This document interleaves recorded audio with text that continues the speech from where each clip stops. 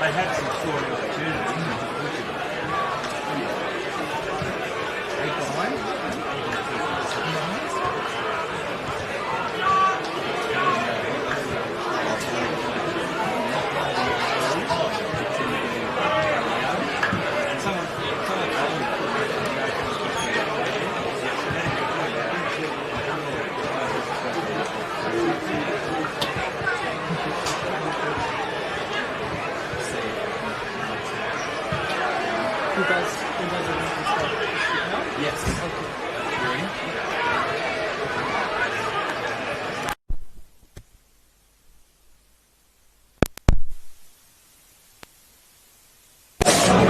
One, two, three. Usually takes a while to... 1, 2, 3, 1, 2, 3. Is it on? Oh. Alright. Good. Welcome to what is the most picturesque stadium in SANFL football. A mix of flair, quality, innovation makes Cooper Stadium what it is here at Norwood. Narrow wings, shallow pockets, and a poster stamp sized playing field hidden among the streets here in Norwood. It's a gem of a ground with immense historical significance. Viewing the celebrations and presentations of the Div 2 Reserves Grand Final as we speak, with the two senior sides out there warming up. Full preview to come. Jack Moore alongside Sean Jackson. Sean, welcome to Div 2 Grand Final Day. Thanks, Jack. Fantastic to be here. Sun is just coming out as we speak, and would you believe the wind is also dropping off, so really looking forward to this one, Jack. Nothing separating the sides in the minor round, one game each, and of course Salisbury North were the victor in the qualifying final. Both have come from different streams. Salisbury North one game into a grand final. Rostrevor have had to do it the hard way. Ruckman back into the side today for Rostrevor. I think it'll be a beauty, Jack. I'm looking forward to it. It's funny what wins out in these grand finals, isn't it? You make it to the big dance, you have one game in 3 weeks. Does the rest help, or does the continuation of playing hard footy against seasoned opponents help you on the rock side of things? We'll preview that in a bit.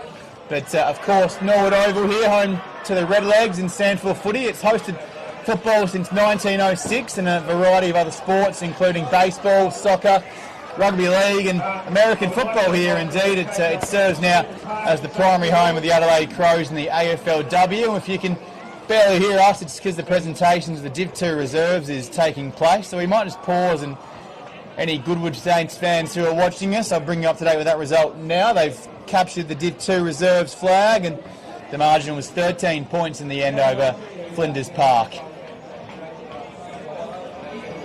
Not sure if our mics can pick that up. In the C grade earlier, it was Goodwood again, so they've done the double. Couldn't make it into the senior grand final and back to Div 1 after relegation last year, but at least they'll party on into the night at Goodwood this afternoon and this evening, I dare say. As you said, Sean, beautiful Saturday afternoon. A few specks of rain earlier on the drive in. I thought, oh, goodness gracious, but after finding a park and walking a few streets, it's always tricky, but the crowds have packed in. The Saints and Flinders Park and Modbury fans have been replaced by a contingent of Salisbury North fans on the way on that outer wing. And we've got plenty of rocks and red and black around us as well. And the fans are packed in and should be treated to a pretty fair game. As you said, both these sides, top two in Div 2, and only one division this season where the top two sides haven't made the grand final, so both very deserving of their spots here in the decider today. Well, let's not forget, Jack, there's a fair bit of history between these sides. We've only got to think back 11 years to when they played in the 2013 drawn grand final, and then the rematch was the bloodbath. The player was suspended from the competition for a fair amount of time on the back of that game, and they've both tread a different path since then. But for Salisbury North people, nothing gets better than this, because they have yet to win a premiership in A-grade level in the Adelaide Footy League or the Amateur League. But this one promises to be a real good opportunity for them to break the duck. And, we're about 3 hours away from finding out whether they can actually get their first A-grade premiership. They're very well placed indeed. We'll take a look at some of the players and the key ins they've had in the past couple of seasons shortly. But if you're joining us from Salisbury North in the club rooms there, then welcome in. And if you're joining us from somewhere at Campbelltown Oval, I know Campbelltown Oval's hosting the Div 1 prelim day this afternoon. So, or anywhere, mate, for that yeah, matter. anywhere around the world. It's a message from a fellow who watched the game in England last week. Fantastic. So, The reach live that stream. filming footy has, you can always watch these streams back on demand as well, and you can rewind live action too. We've enabled that feature through the finals games. Had it happen a couple of weeks ago. Had a few Salisbury North players reach out and say they enjoyed watching the replay back, and I guess you would. when Jacob Fisher would have been one of them, the big tuner. He would have loved seeing himself strutting around doing the double cobra. There's a bit of a history there between a few of these players, and you've coached a couple of these guys before on the Salisbury North side of things. Your coaching resume, of course, speaks for itself. History with not only Flinders Park, but as I said, a few Salisbury North players. So you know the mindset heading into grand finals. And I was lucky enough to speak to Luke Harble, the player coach, the big recruit for Salisbury North after the qualifying final a couple of weeks ago. He spoke about, obviously, with his experience at Central District, it's not about, even though they've been promoted up, it's all about playing to win grand finals, Sean. Yeah, well, that's the background that he's come from. But in the Adelaide Footy League, there is also a prize for the runner-up. And that's caveat, yep. That's one of the beauties of this competition, I think. So both sides, as you mentioned, will get rewarded. Certainly, they're still playing for the premiership, and nothing changes there. And that the side that loses will be disappointed. But at least there is some reward for having a good year. Looking forward to this one. I had a chat to a couple of Salisbury North and Rostrevor people over the last few days and trying to work out where the strengths and weaknesses lie for each side. And I think Salisbury North feel like they have an advantage in their stuff around the footy, their contest work. Rostrevor, on the other hand, I know Salisbury North fear that their skill level is, if they can get the ball out in the open, is exceptional. So look for an extremely contested game, I think, by Salisbury North, and look for Rostrevor to try and push the ball out of some space and try and hurt them on the outside and see which style stacks up ultimately with success. Indeed. And we've probably got about 10 minutes or so until we start the game. Our own Tony Neal spoke to both captains during the week, and those interviews are on the Adelaide Footy League Facebook page. So while you're waiting for this game to start, if you're not too keen on watching these presentations, you can go and check those interviews out and maybe watch them on 1.5 speed just to bring yourself up to date with some of these players. But we'll go through the playing list and all the rest of it in the next 10 minutes. But a capacity of 10,000 here at Norwood Oval. Probably not that many in today, but we're 9.5 now. We've got room for another 500. Oh, indeed. If you're anywhere near the area, it is the perfect venue. Of course, plays host to AFLW. Gather round games here now in the AFL as well. It's just become a real gem in the Sandford Crown here at Norwood Oval, and all Div 1 grand finals are live on Filming Footy next week and here as well. So if you're in the area, come on down. And as you said, thanks to Dartfish, our sponsors, Sportal and Sports Interactive on Filming Footy. It's Jack Moore alongside accomplished and respected local and country footy coach Sean Jackson. A big thank you to our supporters and management, of course, John Douglas and Tony Neal, our filmer Kyo, and our production suite team led by Alejandro. It's the final day of Div 2 footy in the 2024 season between Rostrevor Old Collegians, who have done their warm-up and they're back in getting some strong words from Coach Damon Boots. I know you had a bit of a chat with him during the week. I'm sure he'd be fired up. And as you said, there's nothing really to lose with Salisbury North having won the qualifying final and Rocks having to beat Athelston twice in the final series. Of course, Athelston boasted the Div 2 best and fairest Mitch Grigg, and a couple of really tight matches to book their place here today. Yeah, I think both coaches come in with different backgrounds as well. Luke Haven in his first year as a coach, as a playing coach, it's a completely different have a look at the Good Saints. So yeah, Good Saints reserve lift the cup. Flinders Park, a real fight back in that fourth quarter we saw, and would have been nice to bring it to you, but maybe next year.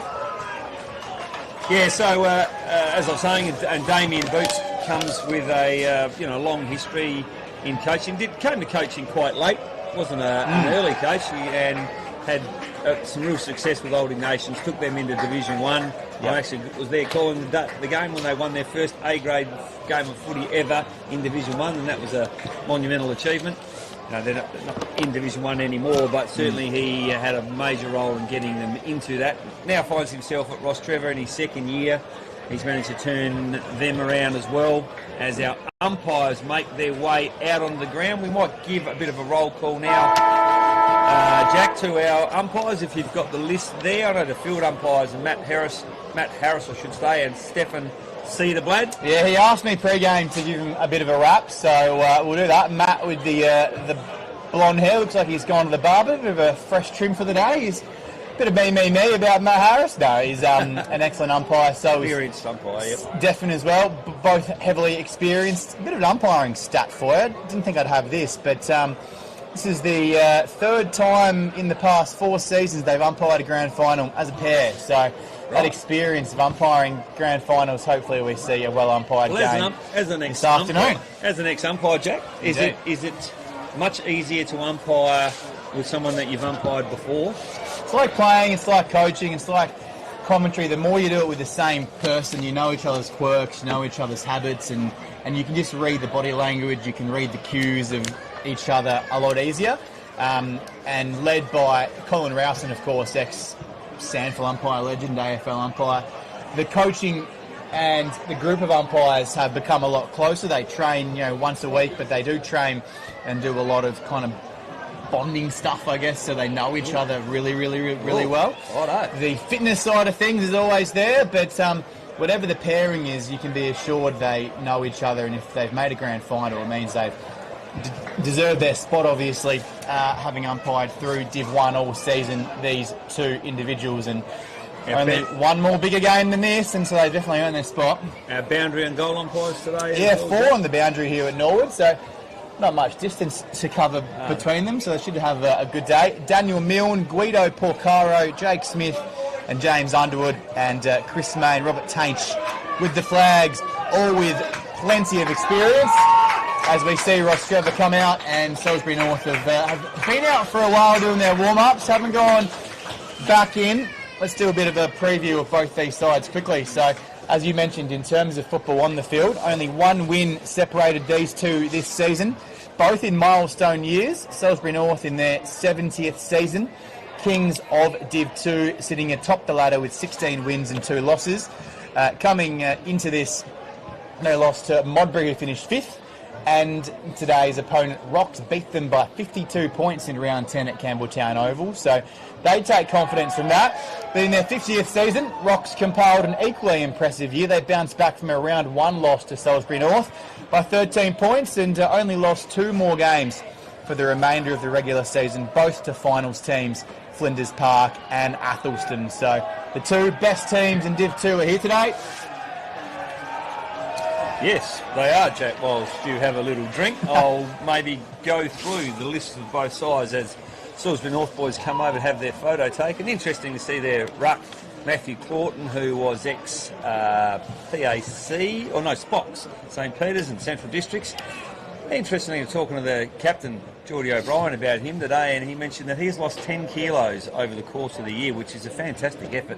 Apparently Luke got him, sat him down and said, mate, you just need to peel a little bit of weight off, and he's reaped the rewards of that. He looks in fine fettle. So between him and Jacob Russo, I think they've got a pretty good rucking combination, and for Rostrevor, they'll be pleased to have James Butterworth back in the team. He's been their ruckman for a few years. Didn't play in the last game against Salisbury North 2 weeks ago. He's got quite the resume. Played his 200th game in the qualifying final. Best and fairest in 21 and runner-up last season. Most courageous in 2022, James Butterworth. So, yeah, key inclusion for the Red and Blacks this afternoon. Yeah, and look, trying to work out the actual strengths and weaknesses. The forward half for Rostrevor looks quite imposing. The couple of key forwards in who we've got Wakelin and Kemp.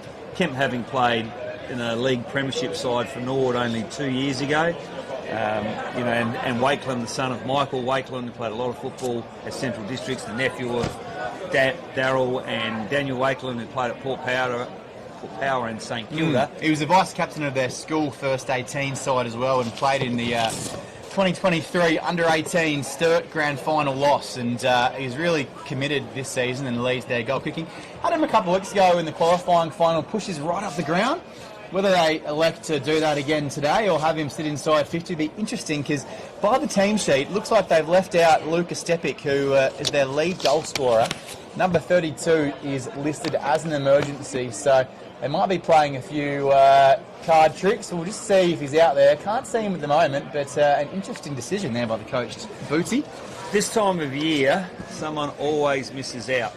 You know, there wouldn't be a grand final where there hasn't been some unlucky player. And I went through both sides to see who that player is. And you're right, it's Luca Stepic, who's kicked 41 goals in 18 games, averaging 2.28 per game. You know, they must feel very confident about the front half. And I guess when you've got a player like Charles Kemp playing centre forward, look, it's not easy to win a best and fairest when you play centre forward. And he won the Rostrevor best and fairest last year, coming off of, you know, League Premiership Norwood. So what a fantastic recruit to pick up into your club. The other interesting thing to note about Rostrevor is they do tend to like their own Rostrevor, and there's only one player in their side who didn't come through the Rostrevor school, and that is, of course, Sam Buckham in his first year.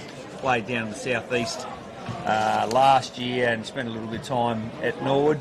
But he's the only player who didn't go to school there, so there's quite a few that have come through other juniors clubs, but end up playing first 18s. They've got 4 lads in the team today, Rostrevor, that are 19 years of age, so got a good blend as well of youth and experience.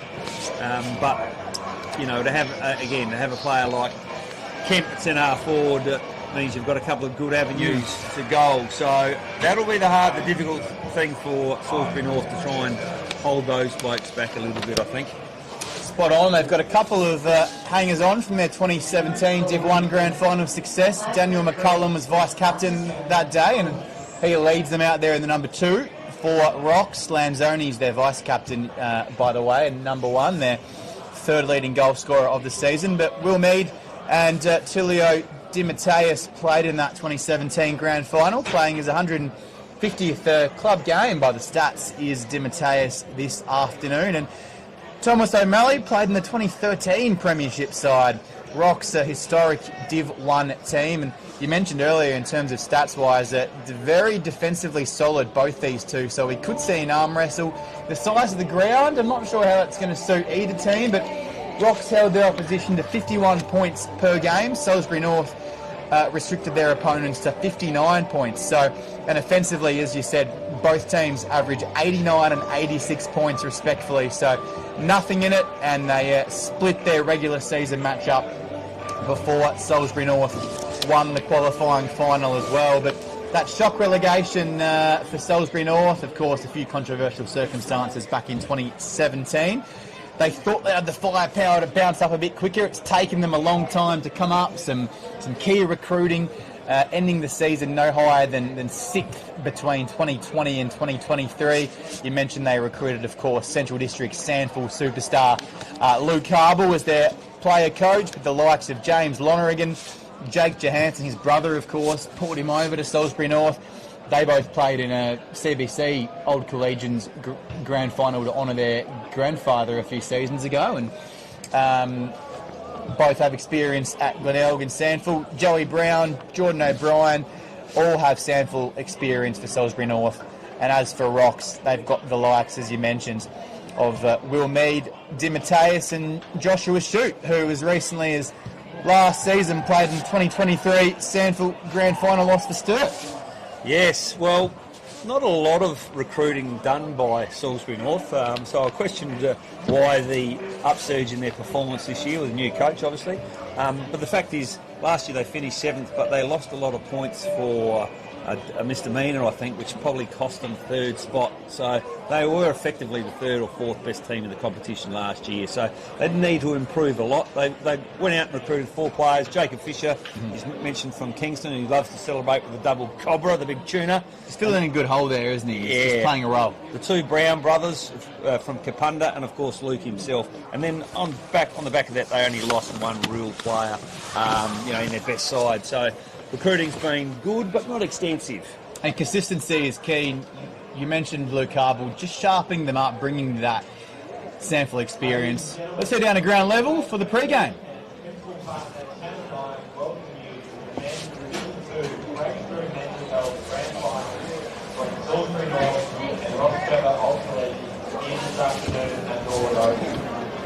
The Adelaide Footy League would like to thank its partners for their support during the 2024 season. Principal partner being Channel 9 Adelaide, platinum partner is Morton Stuart, major partners is West End, Sharon, Leeds Street, Joshua Shoot, who was recently valued partners is the Radio Stores, Neo Morton Outguard, Mohican Sportswear, and White Sports. Adelaide strengthening the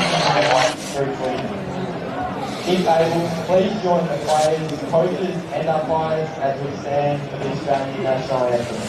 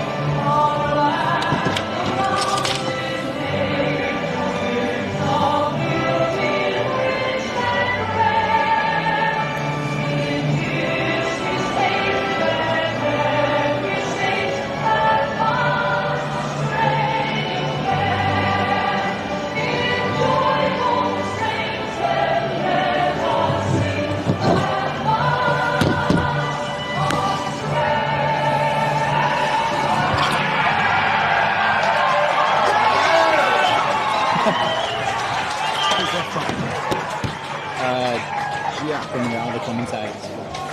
All right, anthem done. Pre-game is just about wrapped up, and we've got a message through. There's a massive Salisbury North contingent watching us on Filming Footy over in Bali, from where you'd rather be, maybe. Have a bintang for me, boys. Oh, have a paddle across to the other side of the pool at half time if it's not going too well. But of course, wherever you may be watching from on the Filming Footy live stream, this is where you'd need to be today. Still time to get to Cooper Stadium. On the far right of the other side, the Rocks fans are packed in there, a few here in the grandstand, and across on the far left we've got a Salisbury North contingent. The fans are in, the colours have been donned, and as I said, since Div 1 relegation in 2017, the closest Salisbury North have come is a semi-final loss 6 years ago. And for Rocks, well, Div 1 stalwarts, they're back where they feel they belong. A 37-point win in the 2017 Div 1 Grand Final. They made the Grand Final again in 2018 and 2020. Relegated in 2022 on percentage. They've got some unfinished business at the top level, and they'll be back there next season. Yeah, I should also mention that I spoke previously about the Rostrevor like to keep it within their own confines, and the Rostrevor coaching staff, Damien Boots and Adam West, both themselves ex-students of Rostrevor College. For those at home, if you are looking at the screen now, the breeze is favouring the left-hand side or the northern end. I would think it's probably worth 2 goals. We saw a pretty exciting rush to that end in the last quarter of the reserves, but probably worth 2, and it does tend to spring up a little bit. Sun is out. We are set for a pretty good afternoon, I think. Luke Harble just holding his troops in the huddle for a little bit longer. They had a pretty straightforward road through to the grand final, having to play that one game against Rostrevor. So finishing top of the table brings you that luxury. But Rocks, they held off Athelston, led, as I said, by Div 2 League best and fairest Mitch Grigg at home in their qualifying final by 10 points. And they bounced back at Elizabeth Oval last week, so you couldn't find two more contrasting grounds here and there. Norwood's a bit smaller. Will they find it easier? They booked their place with a 16-point win over Athelston again in that game. So it looks like all is in readiness. People and fans taking their seat on Filming Footy. Jack Moore, Sean Jackson, Alejandro, our production suite operator, Kyo on camera, and all our supporters. Umpire holds the ball aloft. Sean, why don't you take us away? It's Div 2 Grand Final here on Filming Footy. Here we go. Looks like we've got an early tag too. We've got Lim on Jordan O'Brien, the skipper. And it's Butterworth from Rocks who gets first hands on the ball. He hits it, but no one able to clear the ball. So, yeah, interestingly, Rocks Salisbury North have elected to tag Jordan O'Brien. And why wouldn't you? Apparently he's one of the most entertaining pre-match speakers as a skipper in the competition. Fires the boys up. He speaks well. He spoke to Cowboy Neil, of course, in the interview, and leads by example, as you said earlier. Yep, so Clout looking to hit the ball on the check there. No one again able to take, so we'll have a third restart. And plenty of numbers around the contest, either end of the ground. Different forward structures for both sides. The Salisbury North going with the breeze as we have an earliest blood rule I've seen for a while. You can tell the pressure's up when there's a blood rule in the first minute and a half. Not happy too, as he curses as he comes to the bench, but it gives Sam Buckham an opportunity to come straight into the midfield. And here we go with restart number 4. No one able to get clear hand on that one. Great tackle by Rostrevor's Buckham, who's just come off the bench. And again, we said Salisbury North would prefer this style of game where the ball's in tight, their aggression and toughness in around the footy, crucial. Again, you can see Lynn holding on to Jordan O'Brien there. Rostrevor now got a chance, but that's a good tackle there by Luke Hable, the skipper, or captain coach, I should say. Great umpiring too. Gave him plenty of time. Didn't get rid of it. Good kick from Costanzo across the ground. There's 2 against 1, but Salisbury North end up with it through Ricky Thomas. He goes delightfully into the centre of the ground. He's the danger man. Yes, I think that's Johansson, is it? Red variety is my guess. No, it's Jake Johansson, yes. 49 goals, of course, playing with his brother out there in the number 6. He was kept pretty quiet a couple of weeks ago. Rocks did a pretty good job on him, but he is that sharp spear inside 50, and this is exactly what Rocks don't need in the first 2 minutes. Well, experienced player. I think he would have been in consideration for a tag, courtesy of Lim from Rostrevor. They've elected to go to the captain. Here it is. First shot on goal. He's leant back on that a little bit, hoping the wind will do the work. It has just crept over the line. So, first blood, first shot on the board. Salisbury North kicking with the aid of a 2-goal breeze. First goal to Jake Johansson. Raises the bat for his half century, 50 goals on the year. Just what Rocks didn't need. The Henley Jr. is with his brother out there, of course, Brad. As I mentioned, 16 goals with Brad. Pulled Jake across, and he's been that missing ingredient, just to add a bit of spice inside forward 50, just to sharpen them up. But how was that centering kick to find him as well? It was really sharp under pressure. Ricky Thomas, I think it was, from the nice switch of play from the far side of the ground, allowed that opportunity. But a good, nice vision. Very reminiscent of Rioli last night for Port Power. His vision when he got hold of the footy, bring the ball back in the corridor exceptional. Butterworth, hands on this, and ends up with Cloughton. And again, Johansson gets hands on the footy, comes around the corner, looking for the big tuna fish. It's taken by Costanzo, on the boot quickly. No one able to take the ball in the front. Rostrevor got first crack at it. Nice handball the outside here. They got Butterworth to relieve the pressure. There's 2v1. Nice mark in the end by Ryan Lim in front of Butterworth, and they relieve the pressure. The Woodener Jr. played 39 senior games out there, made his Rocks debut in 2021. Just devoid of options, so he just bombs it down the line. There's the big in, Butterworth with the shiny head, noticeable.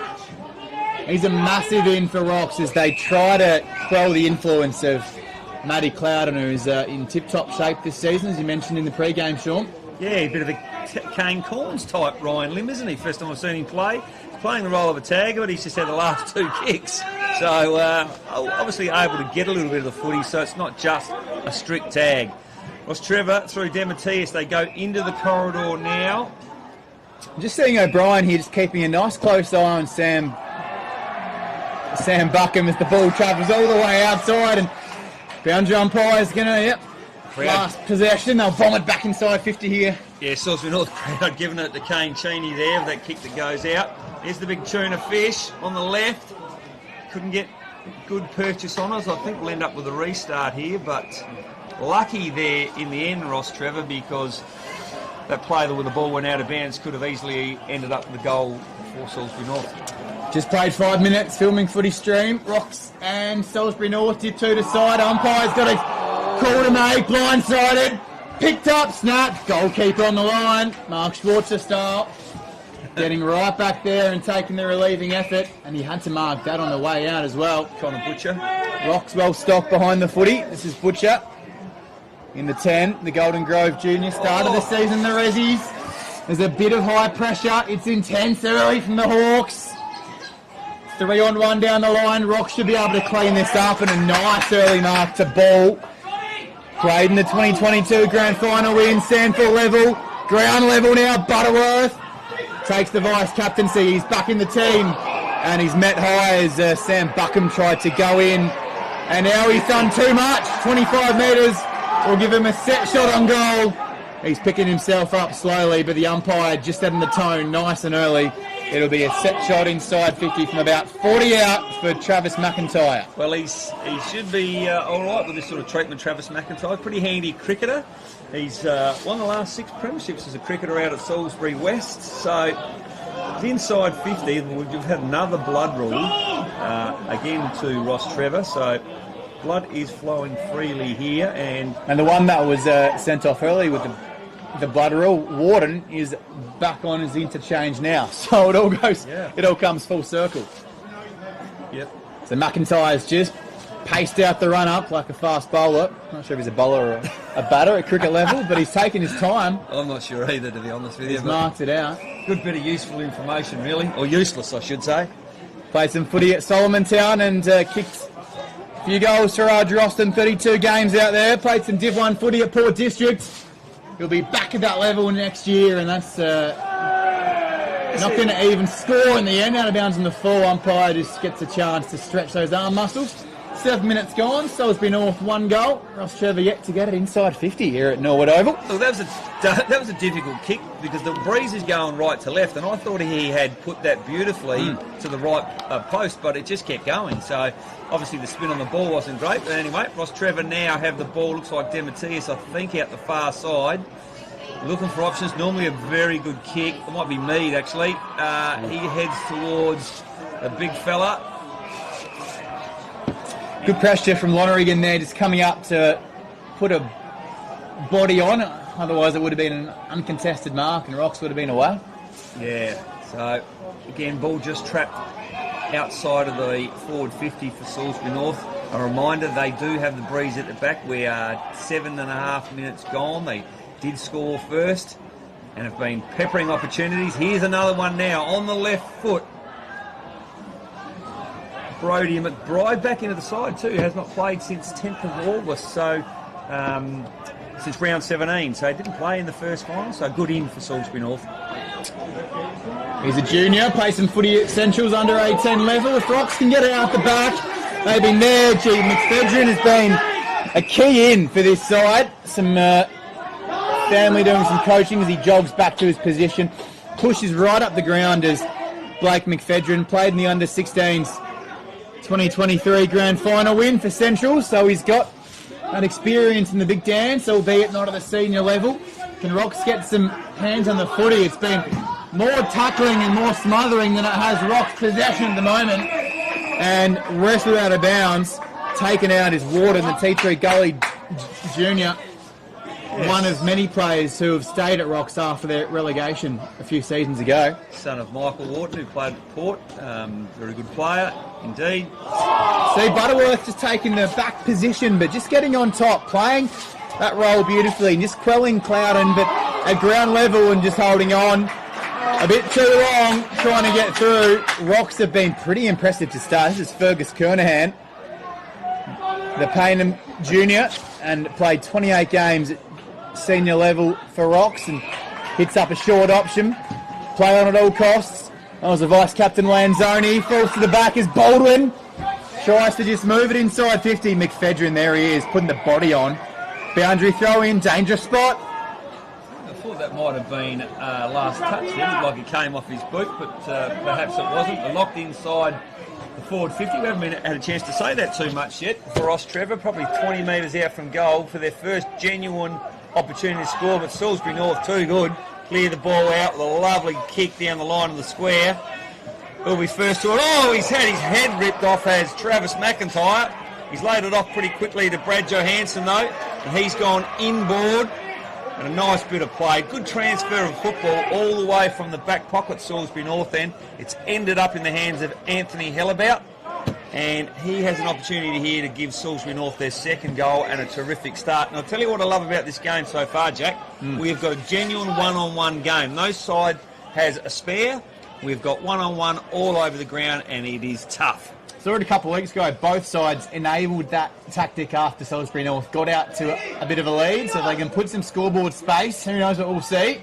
Anthony Hellabout's kicked 41 for the year. That is his 42nd. Fantastic start for Salisbury North.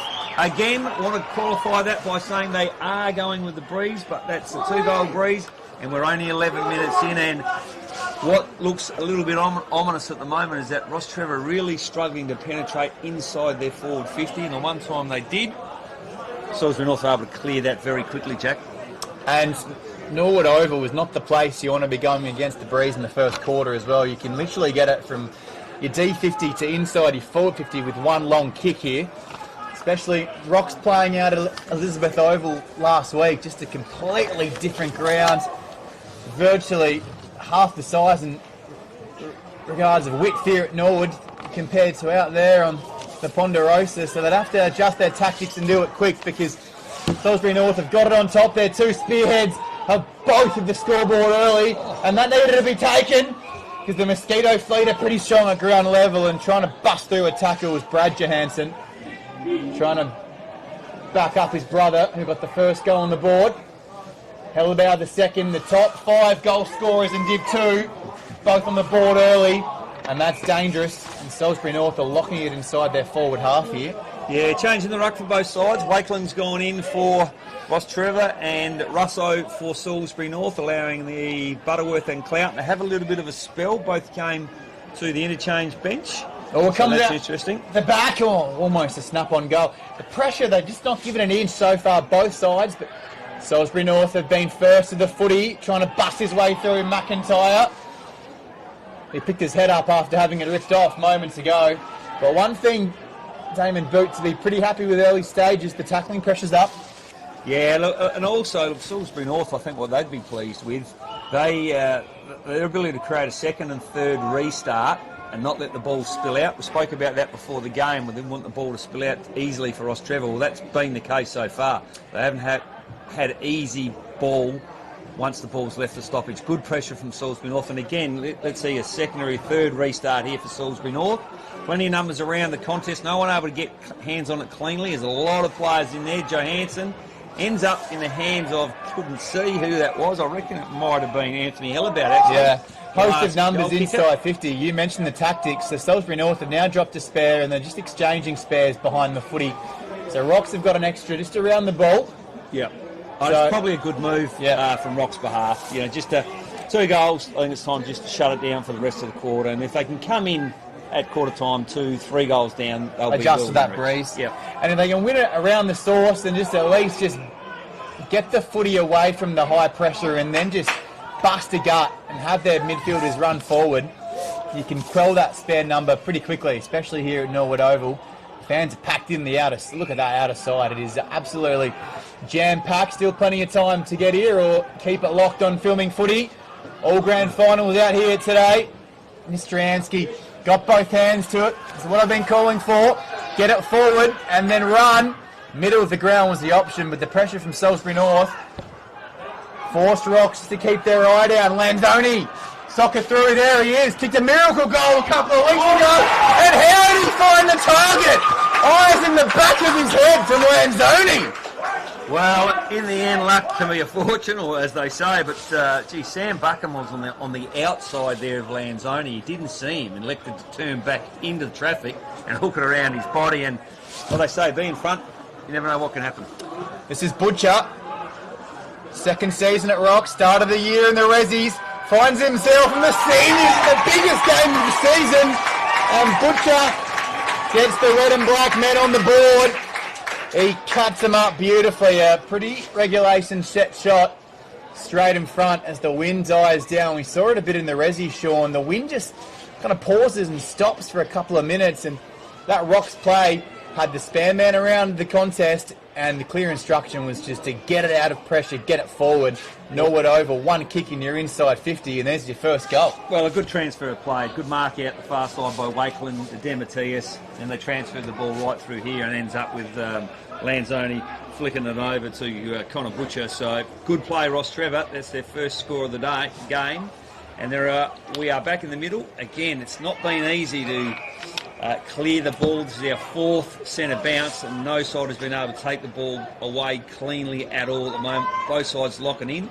Be interesting to see whether fitness plays a part as the game goes on, but at the moment, there's plenty of pressure. Both sides.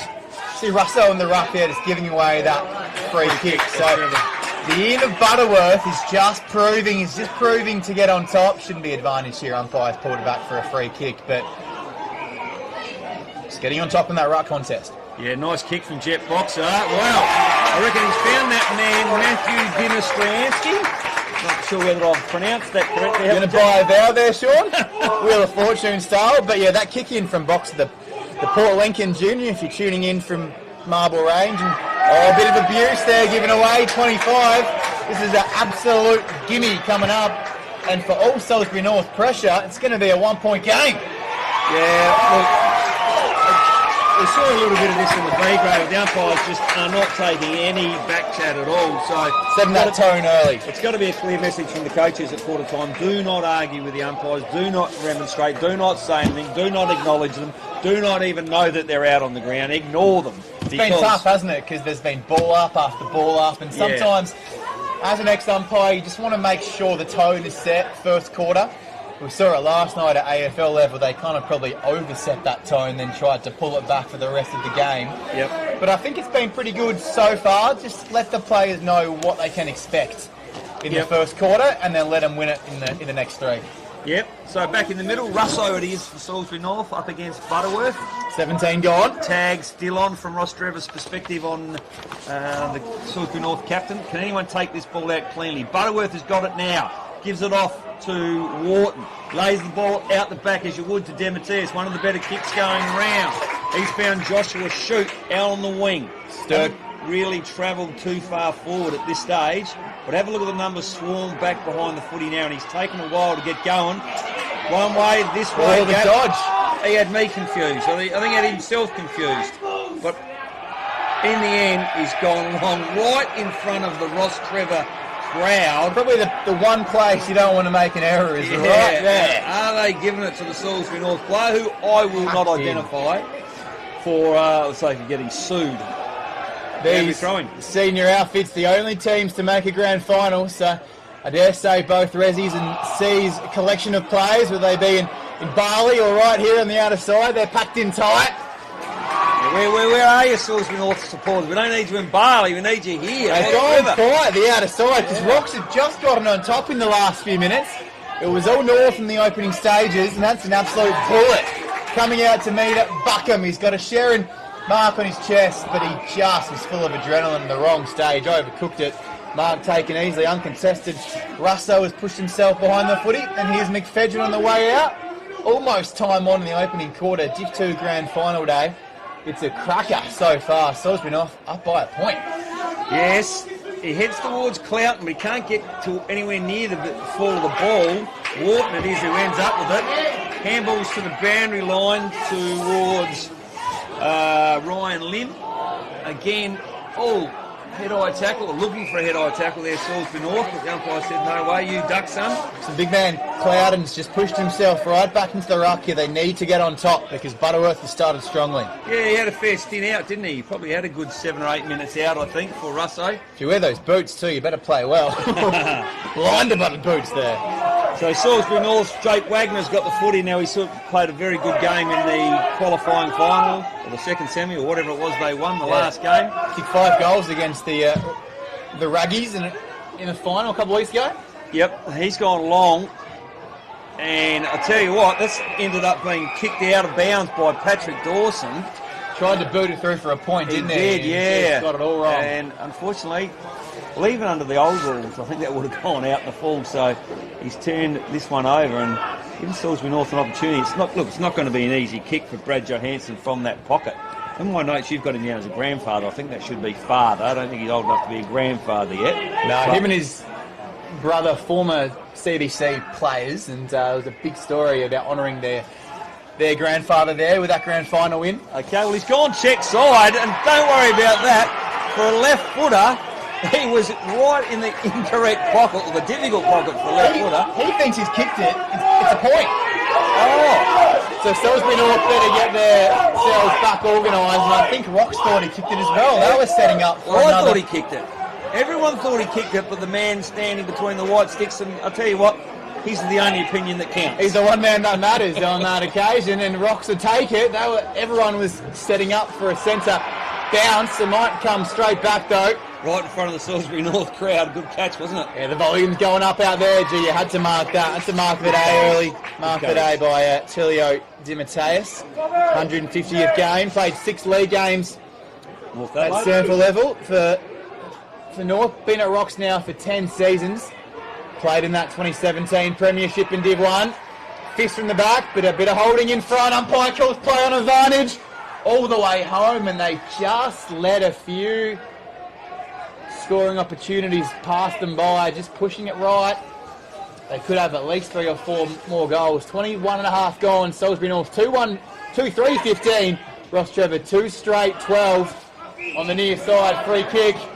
It's Jack Moore and Sean Jackson for Div 2 grand final day. Kane Cheney's had a fair bit of the footy for Rostrevor in the first quarter. Had a lot of work to do, but he's made a couple of mistakes. But I'll tell you what, I've loved the way he's fought back into the game. Hasn't lost his confidence, so it's terrific to see. It's Wharton flies at that one. Ball goes out of bounds. So yeah, look, terrific example to the young kids watching at home. Sometimes you can have a bad start or things don't go your way, but he's persevered, and I really like the way that he's crept back into the game. Boundary throwing. Fascinating start to this one. First quarter, the key ins. We've mentioned him a couple of times. There's James Butterworth, I should say, in the ruck. Just really equalising it around the ruck contest. It's the one area where Salisbury North got right on top in the qualifying final. And he's giving their midfield his first use. See, Butcher just playing a bit of a high-up role on Law at the back of this contest. He's been ineffective so far. There's Buckham all the way through. Joshua Shoot. You give him time to measure it. He's going to do it well. And they're in front, the red and black man. Jimmy Warden was off early with the blood rule.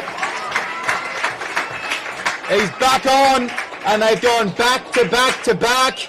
They're the ones with the grand final experience, and it looks like they've settled the first 2 goals of the game to Johansson and Hellebauer, but since then it's been all red and black. Inside 50, they get it in there, and they're taking advantage of it, while Salisbury North have been a bit wasteful at their end. Well, I thought he overcooked that kick a little bit, but in the end the defence from Salisbury North was poor to allow that ball to get over the back to Wharton. He read it the best of all and was able to finish, but the defence needed to be a bit stronger than that. We're back into this middle. Clout, beautiful hands, hits Costanzo.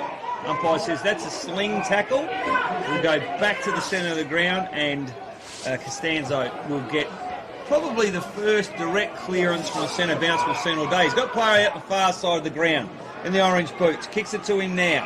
He can play on. He does. Elevates that kick. Looking for the big Fisher. Can he go at the ball? He does. He stands under the pack. Can't catch it. But interesting. Travis McIntyre played for the head-high free kick, and umpire Matty Harris said, no way, I'm not paying it. That was terrific umpiring. Just about to say the exact same thing. You put the head back, yeah, and the initial contact was on the pec. and the umpire wasn't buying any of it. So grand final umpiring at its absolute finest. 3-point lead, 24 gone. Paid that one though. Another one, bit of an even up perhaps, and he taps through his partner and he sprints down there just to keep an eye on these leads because he has Interesting enough, always it's Travis McIntyre again. So he's faked. set of eyes. He's tried to steal a free kick the first time, not Yeah. paid. Yeah. This time he goes hard at the footy, just goes low, and gets a reward for a free kick. And well, he's going to have a shot on goal.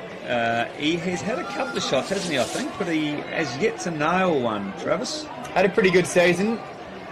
Just going at less than half a goal a game. He's got 9 on the year. Yep. Played some Div 1 footy at Port District. Yep. Yeah, so just inside 50 he'll kick it from. Just gives it a good indication of the breeze. Look at that, that's gone easily through, and he celebrates like no one else. And can you hear them on the outside? They're in, and that'll give him some reason to shout out there. Well, they want to be in front for peace of mind at quarter time, Salisbury North. They got out the blocks well, kicked the first 2, and then Rostrevor have gone back, bang, bang, bang. So just to steady the ship a little bit, get that one back, will give them a bit of confidence going into the quarter time, because we are 25 minutes gone. If they can pinch one more, it'd be handy. But again, let's see how the centre bounce goes. Rocks led by 9 in their round 1 game, 33 in round 10. Trailed by 3 in that qualifying final, but held goalless till half time. That monk is on the back, off the back, should say. 3 goals apiece. A free kick in the middle. Umpires just getting involved. Keep an eye on the back of contest. Here's Sam Buckham. Played in the Div 1 grand final, loss in 2022. Stanford level, and Prince Alfred as well for that grand final. Spent last year at Padthaway. Buckham is kicked all the way to half forward, but it's turned over. Will they take it on here from half back, or will they just settle for a pretty even margin? Salisbury North, the way is to take the footy on, take the game on. Thomas screams for it on this near side. Hayden Swanbury. Yeah, the ball went to about 60 out. Swanbury dropped back. The Hope Valley Junior, been at Rocks about 5 seasons. His kick didn't hit, chasing after it. Coming through fierce was Pierce. On the body, oh, he bent it all the way. I tell you what, that goal umpire's earning his money. They're setting home for goal, but they've missed a lot, leaving a lot on the board. 3-5 now, Salisbury North, and the kick in the back pocket. Mark taken by Butcher. Yeah, he's been involved in a couple of nice passages of play out the far side. Todd Pearce, unlucky there. There was a good, intelligent kick at goal. Unfortunately, nothing eventuates, and Rostrevor alleviate the pressure. They come this side of the ground. Now Salisbury North have another opportunity, courtesy of Joey Brown. Goes on the left foot, and again the bloke I spoke of before, Kane Cheney. He's settled into the game nicely now. He's providing a bit of a rock for Salisbury North to get through. He comes long down the line. Whoa, how about that for the mark of the day to Finn Wakeland? He's a likely type, isn't he? Mentioned in the pre-game, he is their sharp spear up front, but he does push up the ground. So he gives him that option, and then you'll see him just try to just kind of ghost his way back inside 50 without being tracked. So just keep an eye on him here as he just drifts back inside 50. Looks like Brown's got the job there. Yeah, vice-captain of the first 18 side back in the day, Wakeland, so obviously some good leadership skills as well, and he must have a good tank for the role they're asking him to play. Under 18 grand final loss for Sturt last season, committed fully this year, and he's had an absolute starring role. I'm sure it will be mentioned on their best and fairest night, that's for sure. Clout with the beautiful green boots, but that's intercepted nicely by Rostrevor's Connor. It's not Connor Butchers. Sam Buckham there. There he goes into the corridor. Good intercept from Salisbury North. Now they get a chance to go forward. Pierce marks it again. Orange boots play on. Sonny does left foot. He shanks it. They got a chance. There's a hole there if they can get there first. 2 Rostrevor players there. In the end, a good tackle by Brad Johansson. Ball was pinned straight away. Smart umpiring. Pull it up. Good position. Middle of the ground. Butterworth, first hands on it. Pierce there. Opportunity. Again, not able to break the ball into space, and we'll get another reset. 28.5 gone. Siren can't be far away, but boy, have we had a number of ball ups and a number of set shots. 6-goal quarter. You'd expect there to be no more than a couple of minutes left. Umpire just earning their jobs. The amount of ball ups this quarter. The tackling has been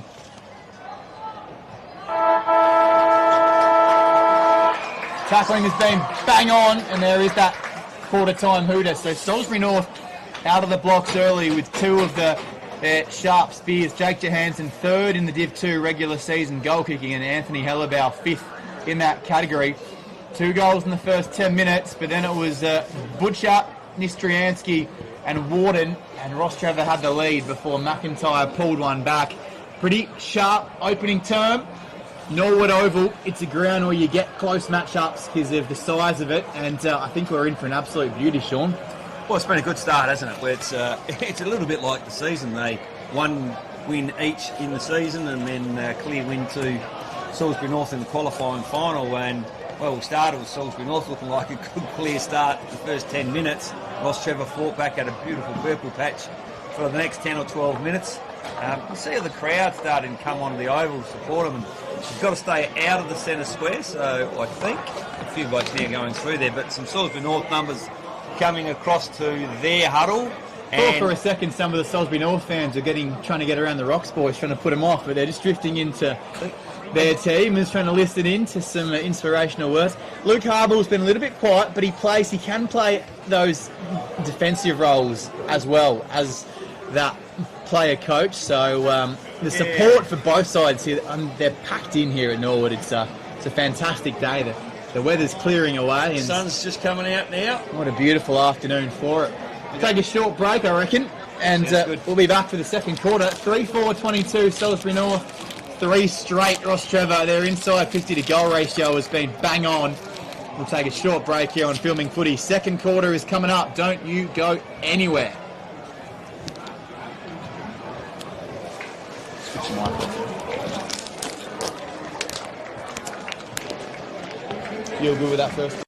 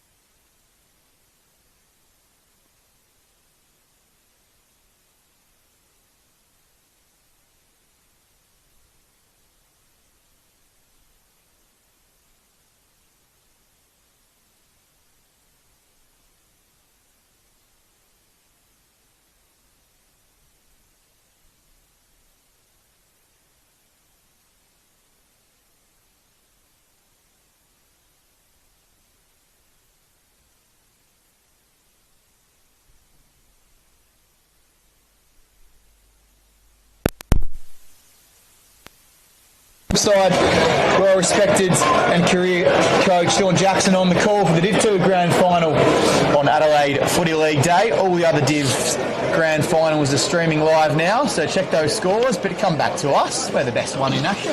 I dare say a 4-point gap at quarter time. Salisbury North 22, Rocks 18. We saw at quarter time some ex-names getting around the Salisbury North boys as Michael O'Loughlin is here, of course, and Gavin Wangan, he won't be far away, but the captain, Jordan O'Brien, player coach Luke Harbull, and the bench coach, of course, Damon McBride, who are leading Salisbury North today. And we saw a couple of good moments for vice-captain Stefan Lanzoni in that first quarter for Rocks. Score from the Division 3 Grand Final at quarter time. Henley 20 to Lockleys 3 points. Interesting. So Henley leading by 17 points. That's live now, That as is is at the Div 4 and Footy 5 and 6 grand finals too today. Yes, big day for the Adelaide day. Footy League. And the Div 1 prelim as well happening, and I dare say the winner of that one is just winning the right to be smashed by Glenunga in the Div 1 granny, but you never know. Well, it's not always easy being the clear-cut favourite, as Henley are obviously today. And Porter just hitting form at the right time. They've got Lysette and Gray and a few others there. Trent Heffernan comes back next week if they make it through, so Haynes across half back as well. bit of heat on this game today because Trent Heffernan was reported by someone off-field and the last time these two sides played against each other. So copped a 6-week penalty, which means he's had to sit out of footy for a while. But anyway, back to Norwood Oval, folks. It's 4 points to The action Salisbury is North. for sure. Look at those fans. Security just making sure, the umpires making sure the security guards are on their game and just pushing all the fans behind the fence. Still plenty of time to get down here. Second quarter underway. Balls up. Here we go. Clouden in the ruck. What a first quarter James Butterworth played, but Clouden getting the tip. One down. That was Jordan O'Brien with the clearance. Leading them well. And Noah, nice, cool head under pressure. Lovely effort from Ball. He got it to Butcher. And they're away. Start of the season, the Rezzies. Bites off that 45. That's modern day footy in a bit of a nutshell. It's got to work. Umpire calls play on. Well umpired, I thought. Ball came out in the tackle. Spills out the back. Waiting down O'Malley. One of two players that played in their 2013 grand final all 2 seasons ago. And that's a fantastic call, Matty Harris. I'm getting around the umpire there because that was textbook deliberate. You look it up in the dictionary, you'll find a picture of that. Smashed inside 50 from Kemp. Played junior footy in orange. Picked up by Shoot. Around the corner. Lives up to his name. Gets the shotgun out and goes bang.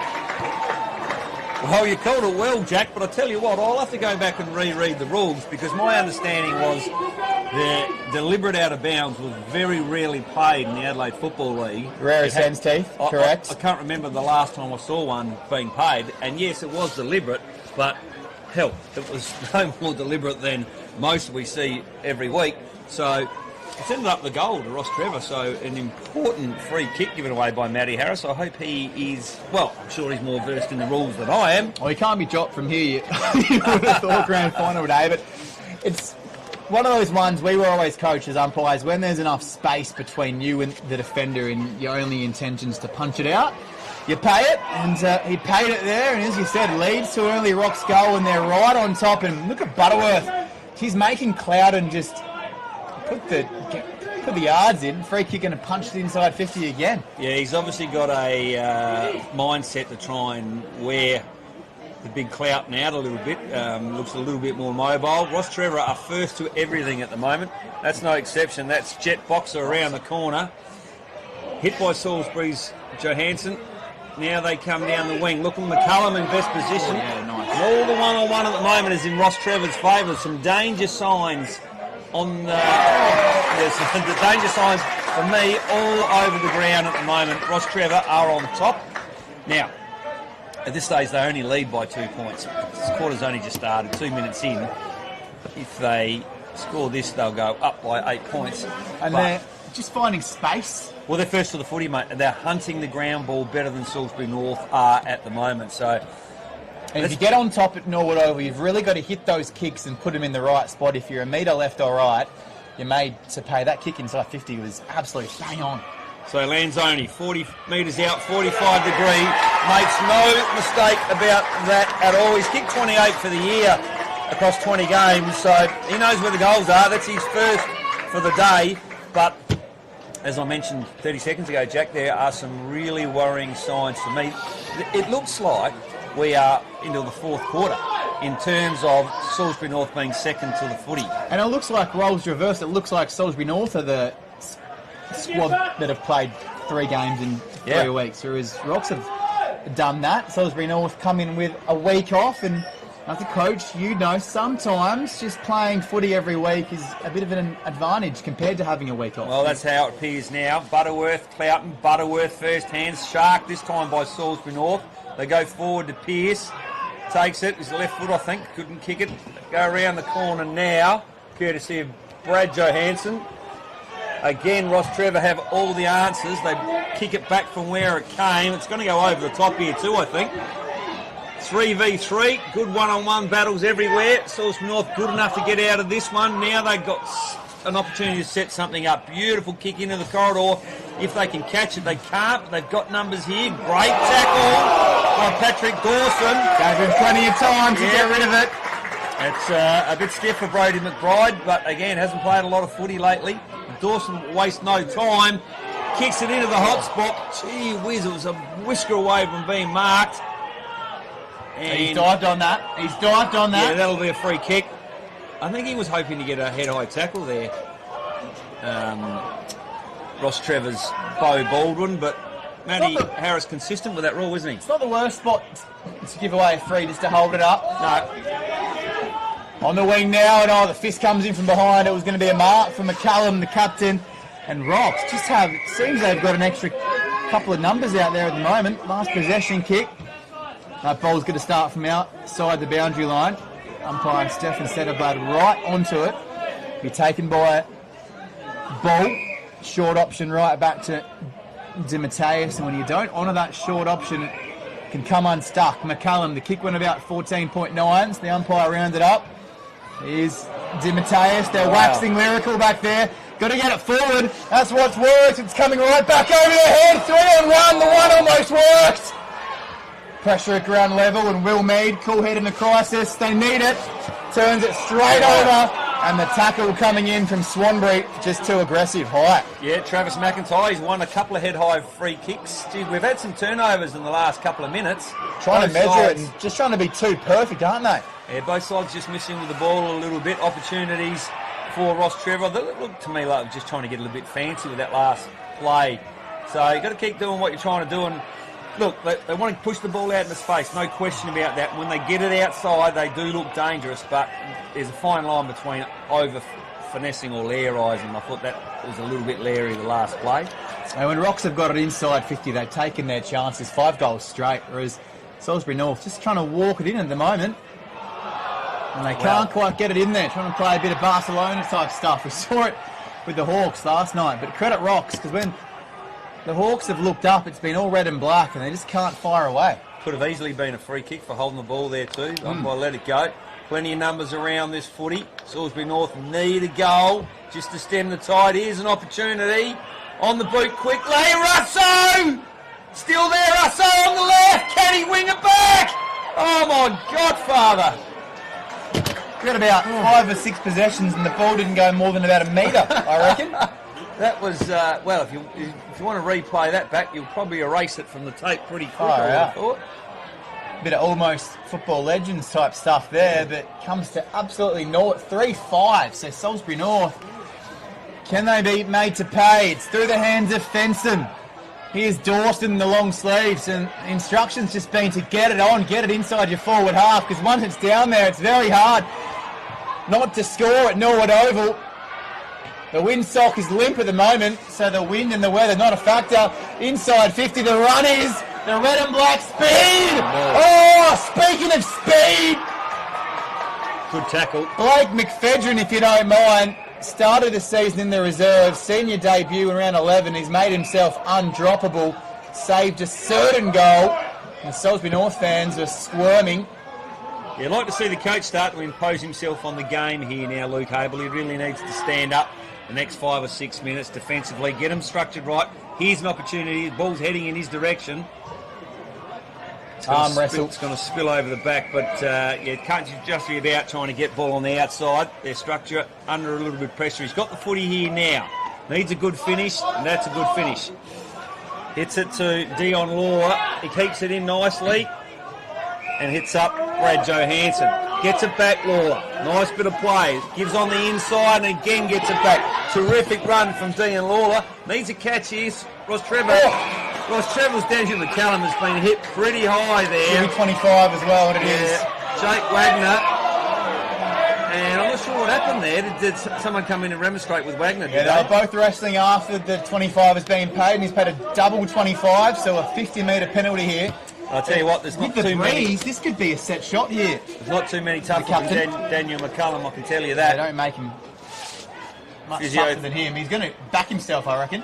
Physiotherapist, outside 50. Oh. He's had a fair crack at it, but as you should know, for a right footer, you've got to go a little bit wider with the right foot there to try and bring the natural curve of the ball back, and you've got the breeze factoring right to left. So, bit of a let-off there for Salisbury North. They are at 3-5, Rostrevor 5-1. The margin 8 points. Need to get a score soon, I think. It looks like Hable's asking for a new footy. Umpires inquiring too. McCallum thumped the air out of that one. Vice-captain in the 2017 Grand Final. Played in the 2013 Grand Final as well. Did McCallum, of course. Had some time at Norwood and Sturt. Couldn't quite bust for a senior game as Matty Harris shows off his skills there and slap that footy over. McCallum kicked all the wind out of the last ball, so we've had to have that replaced. And the windsock on the outer side, you swear it's going left the screen. Matty Harris is just out He's owning himself. He wants a few highlights. Well, he's just shown why he's umpiring, actually, with that kick. Matty held the play up. Hopefully the time clock has been stopped. As umpires, we make pretty poor footballs. They give you the hot tip. Yeah. So Hable, middle of the ground, now goes to the pocket. Hits up Blake McFedrin. He comes back into the camp towards McCallum. He's there for days. Plenty of Rostrevor players there. It's Hayden Swanbury. He kicks it into the corridor. Everyone goes strong at the footy contest. 3 players there. Rostrevor looking for a head-eye free kick. Kick quickly. Someone needs to take this ball quickly. Dawson trying to pick it up. No one can pick it up. She's hot footy to take at the moment. Now they're a chance. Yep, they come this side of the ground. Good positioning. Jake Johansson. Will he get 25? He's been put down. The umpire was right there. I think he just tried to get out the Paul Newman's mayo and put a scoop or two on it, and he wasn't buying it. He's got to hand it back. Well, this will give us a good indication of the breeze because he's going to be kicking from about 45. He had no problems the other end of the ground in the first quarter. So this will give us a good indication of what it's like out on the ground because we're sitting here in a protected grandstand. He pushed all the way up to half back and he was the only one that sprinted this near side and he was all by himself. You don't want to let him do that. 18 league games for Port, 35 for Glenelg, 48 for the Eagles. This man is a sharp shooter. Important kick for Salisbury North. Obviously the breeze is a factor because he knew he could make the distance. But have a look at that finish. That is an absolute... touched on the line. Unlucky, but again, only just made the distance. And there's no love lost between him and McCallum. A bit of words being exchanged a la Ken Hinckley gentleman style. Going to be on the flight next week, wherever they're going on their off-season trip. See you in a couple of weeks. Dawson goes out the far side. Salisbury North first to get hands on it, O'Brien. Now they come into the centre, into the forward line. They've got to mark again, about the same distance. Not sure about this kick either, distance-wise. Jack, what do you think? Yeah, firstly, Rumpelstiltskin type silk from McIntyre on that entrance inside 50 and the Rocks fans in that pocket. Have a listen to him.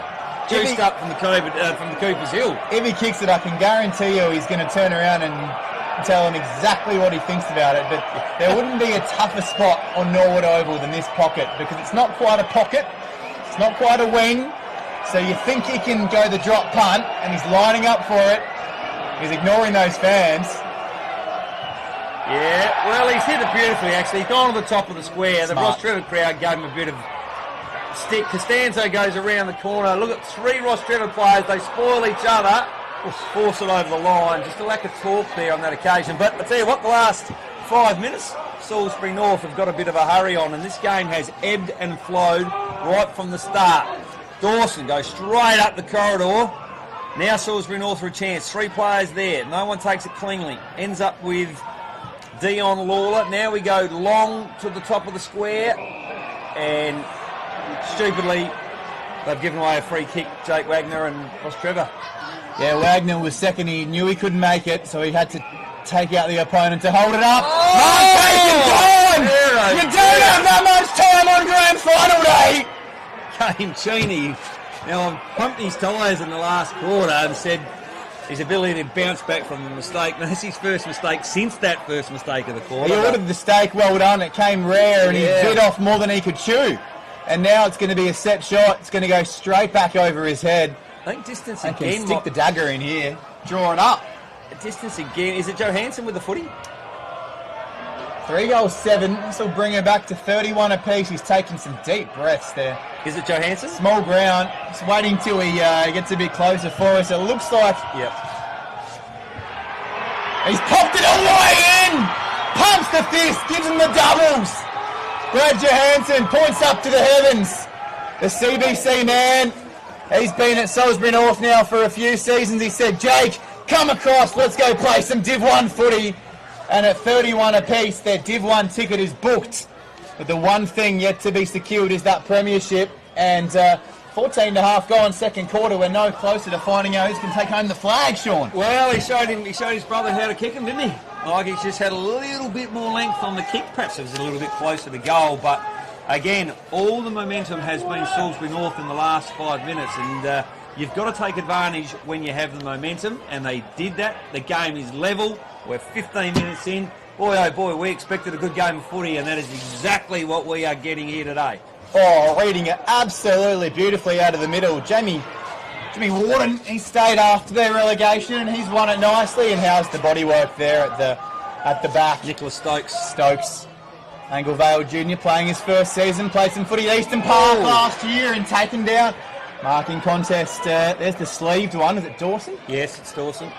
Got everything this game. We've got some... Huddleston Jr. It's just yo-yoing back and forth, isn't it? Yep. And some instructions off the bench from Jake Johansson. He's What just a come beautiful on. Oh, kick. he's turned it straight over. Should have marked that every day of the week. What a beautiful The grand kick he final is. pressure.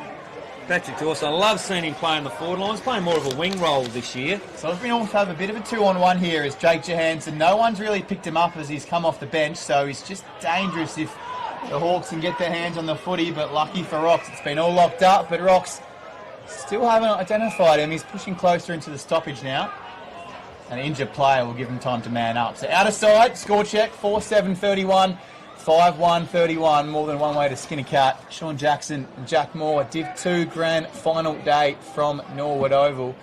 Corky in the second quarter. Oh, he's a bad one there. It looks like McIntyre. It is Travis McIntyre limping. He's been important for Salisbury North. They want to hope that one's not as bad as it looks. He's got a grand final premiership medallion around his neck. I'm sure he's not going to feel the pain in about 6 to 7 hours' time. Yeah, he's got that knee heavily strapped though. Rostrevor an opportunity here. It's in the corridor nicely for him. Can they take it cleanly? They can't.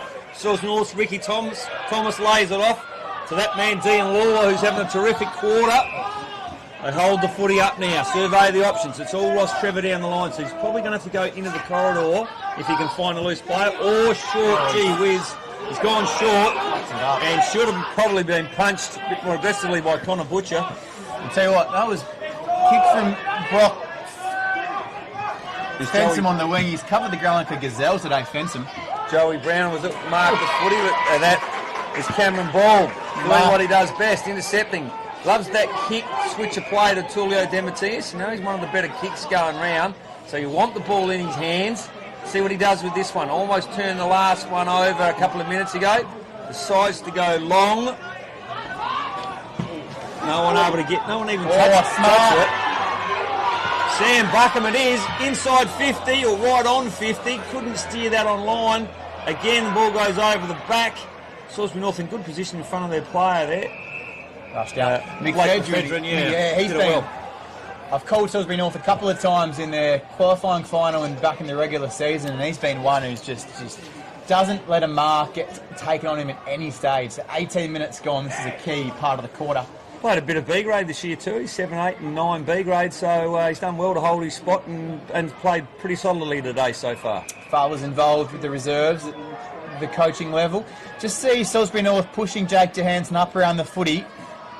No one in the goal square for either side at this precise moment in time. And just hacked out of mid-air, and that hit the Roger Woodcock end on the fall almost, if it wasn't for the netting back there. Beautiful conditions. The wind's just picking up slightly here at Norwood Oval. Favouring left of your filming footy screen. All grand finals live now.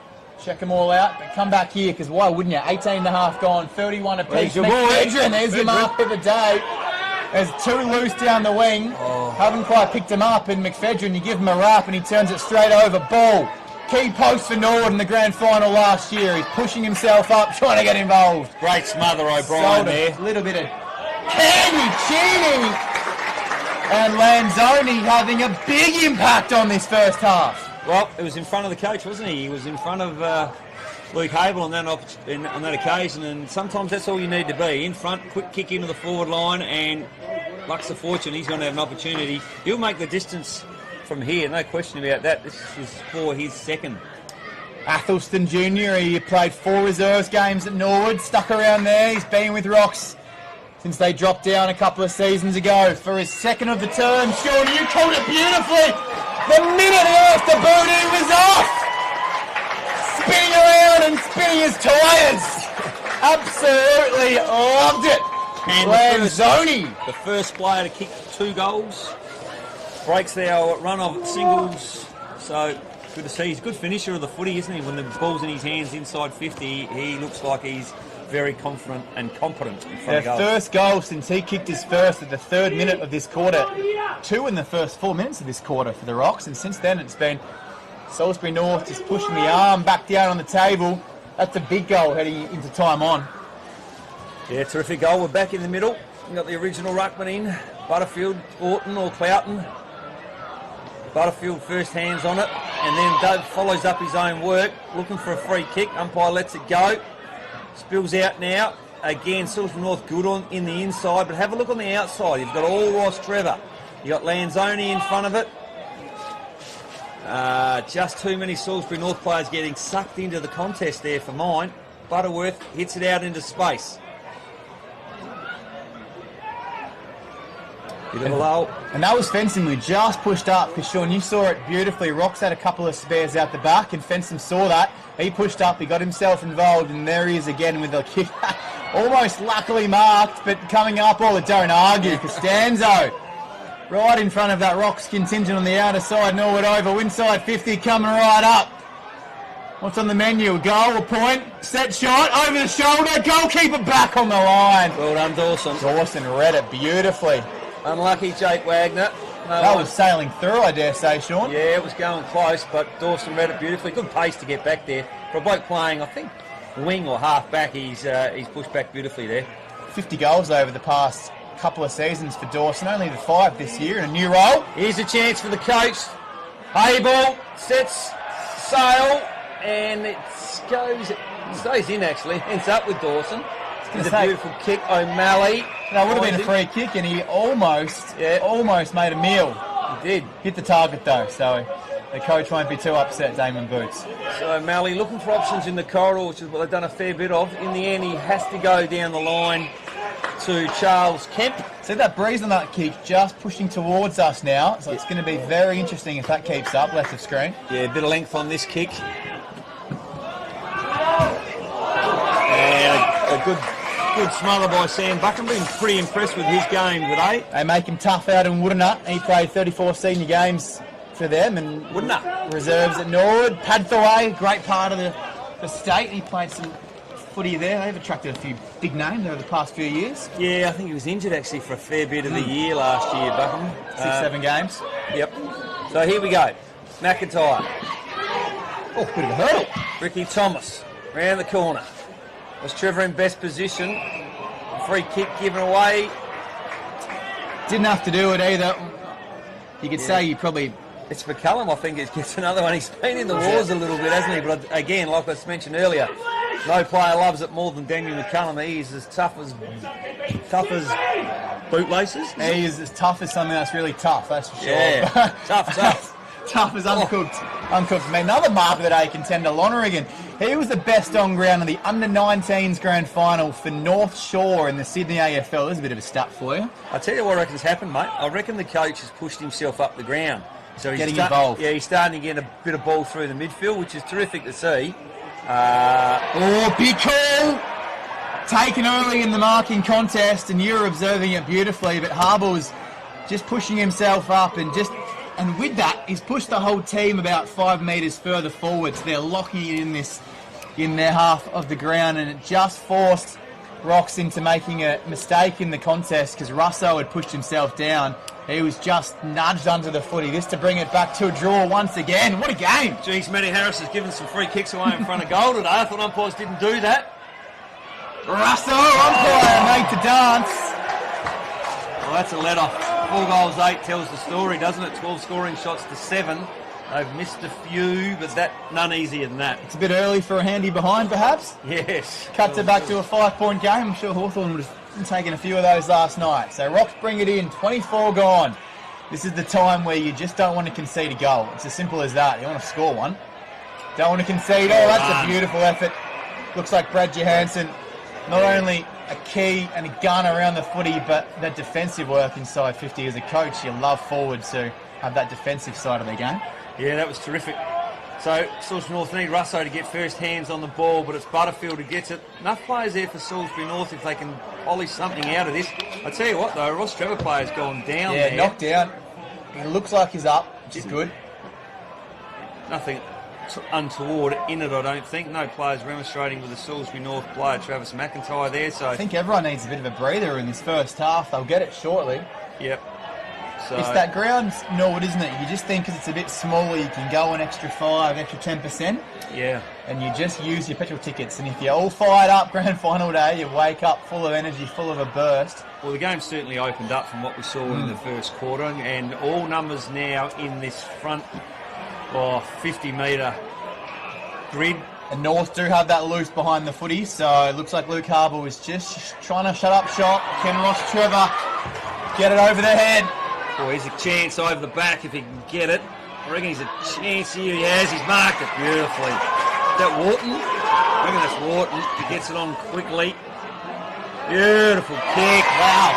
Beautiful kick. It's ended up with Connor Butcher, who's ran really hard, but it was Wharton's mark there against the odds at centre-half forward that's opened up this scoring opportunity for Rostrevor. It all started because Brown was the spare, and that kick, he just held on to it for an extra 5 metres on the outer wing, sucked Brown up, and then the exchange of that spare man, Stokes became the spare. He got sucked up the ground, and the kick went over his head, and Butcher was in the right place at the right time. Connor Butcher for his second of the day. Oh, he has butchered that by name and butchered that by nature, hasn't he? It's a bad miss, but I guess just equals the miss that we saw at the other end of the ground. So both sides feeling the pressure in front of goal. Everyone understands the significance of the game. We're 26 and a half minutes in now. Not much time left to go. Hable pushed himself back into defence here. Rocks with a couple of spares all the way down the ground too. It goes towards Russo. Bang! Butterworth. He punches the ball out. Siren imminent. Send that into the golden fist. Punches it about 10 rows back into Cooper's corner. And Norwood Oval did 2 grand final day. Jack Moore and Sean Jackson. And it did it almost half time. Punched out Butterworth. Might be a nice mark taken by Kernhan. Umpire says play on. So they do. Ground level. Picks it up. It's exciting. It's hot. Hot potato at ground level. Can you get it out? Someone needs to be clean. And just bang it out of there. Might have been Harville coming through. The coach, bang, Pearce, pick it up, get it forward. McIntyre runs into his own man. Now he's in desperate trouble. Just dribbled along the ground and no one really wants to get in there and after it. Will Mead comes in and that's a clean use. Ball all the way over the back though. Just pushed an extra metre or two. Well, some tight-looking players out there, considering we've only played a half. Hands on hips everywhere. Yeah, and a small ground, we've only played a half, but the intensity of this game is finding both sides some real difficulty. So it's going to be interesting to see the longer this game goes, where the fitness does become an issue.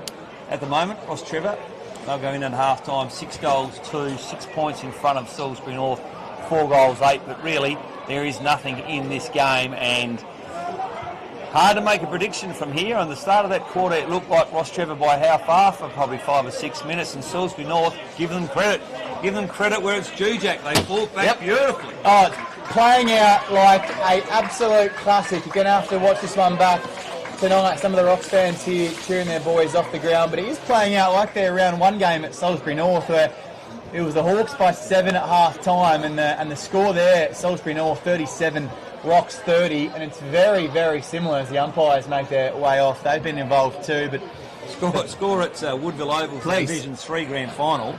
I gave you the score before at 20-3 points, Henley up. It's half time and the score is 24 points to 5 points. Wow. That is a low score. that is a low-scoring arm wrestle if you've ever seen one. That one live now, and all the other grand finals too. Check out those at half time and come back here for the second half. But just to recap your goal scorers, so Butcher with the first, Nistriansky for Rocks, Warden in that first quarter, 24-minute mark with a brilliant effort. Shoot, and then Lanzoni with back-to-back goals in the third and 19th minute after Shoot's goals in the first minute of that second quarter. Brad Johansson, only goal of that quarter for Salisbury North, joined his brother Jake, who kicked the first one. Hellabout. I'll tell you what, Sean, ever since the first kind of 10 minutes, Jake Johansson and Hellabout have been pretty anonymous. They've done well to keep them quiet inside 50, have Rocks. Yeah, I'm wondering whether, I haven't really noticed, but it looked like an obvious tag at the start of the game, didn't it, Lim, on Jordan O'Brien. We haven't called Jordan O'Brien a hell of a lot in that first half, so I did take my eyes off of that and see whether that tag is still running. We'll give the viewers some information on that as the game recommences after half time, eh? We will. What a brilliant sight. Still time to get down here for a second half if you can't make it, if you're in Bali. Shout out to some lucky Salisbury you. North fans in Bali. We've been told by our fellow commentator Jack Banwell, who was in Sejuna last week. What a beautiful sight and location that was. You can watch that back on Filming Footy. But it's half time. We will step away and come back with what will be a second half, and who knows, we could be in for extra time because at half time it's a goal margin, and it is anyone's game here at Norwood Oval in the Div 2 Grand Final.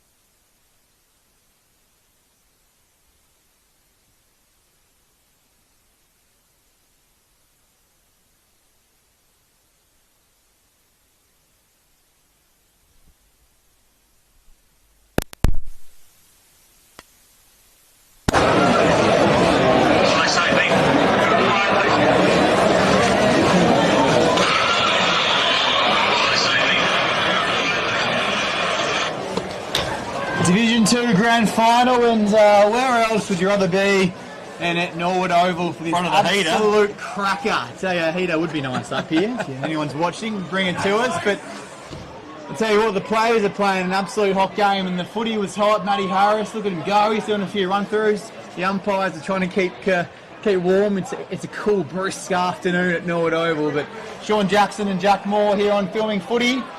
Big day across the Filming Footy channels. Div 2 to Div 6 Grand Final, Div 1 prelim. But I tell you what, looking at the halftime scores at other grounds, this is the one you want to keep watching. Halftime 4-8, Salisbury North 32. Rostrevor 6-2, 38. A goal with it.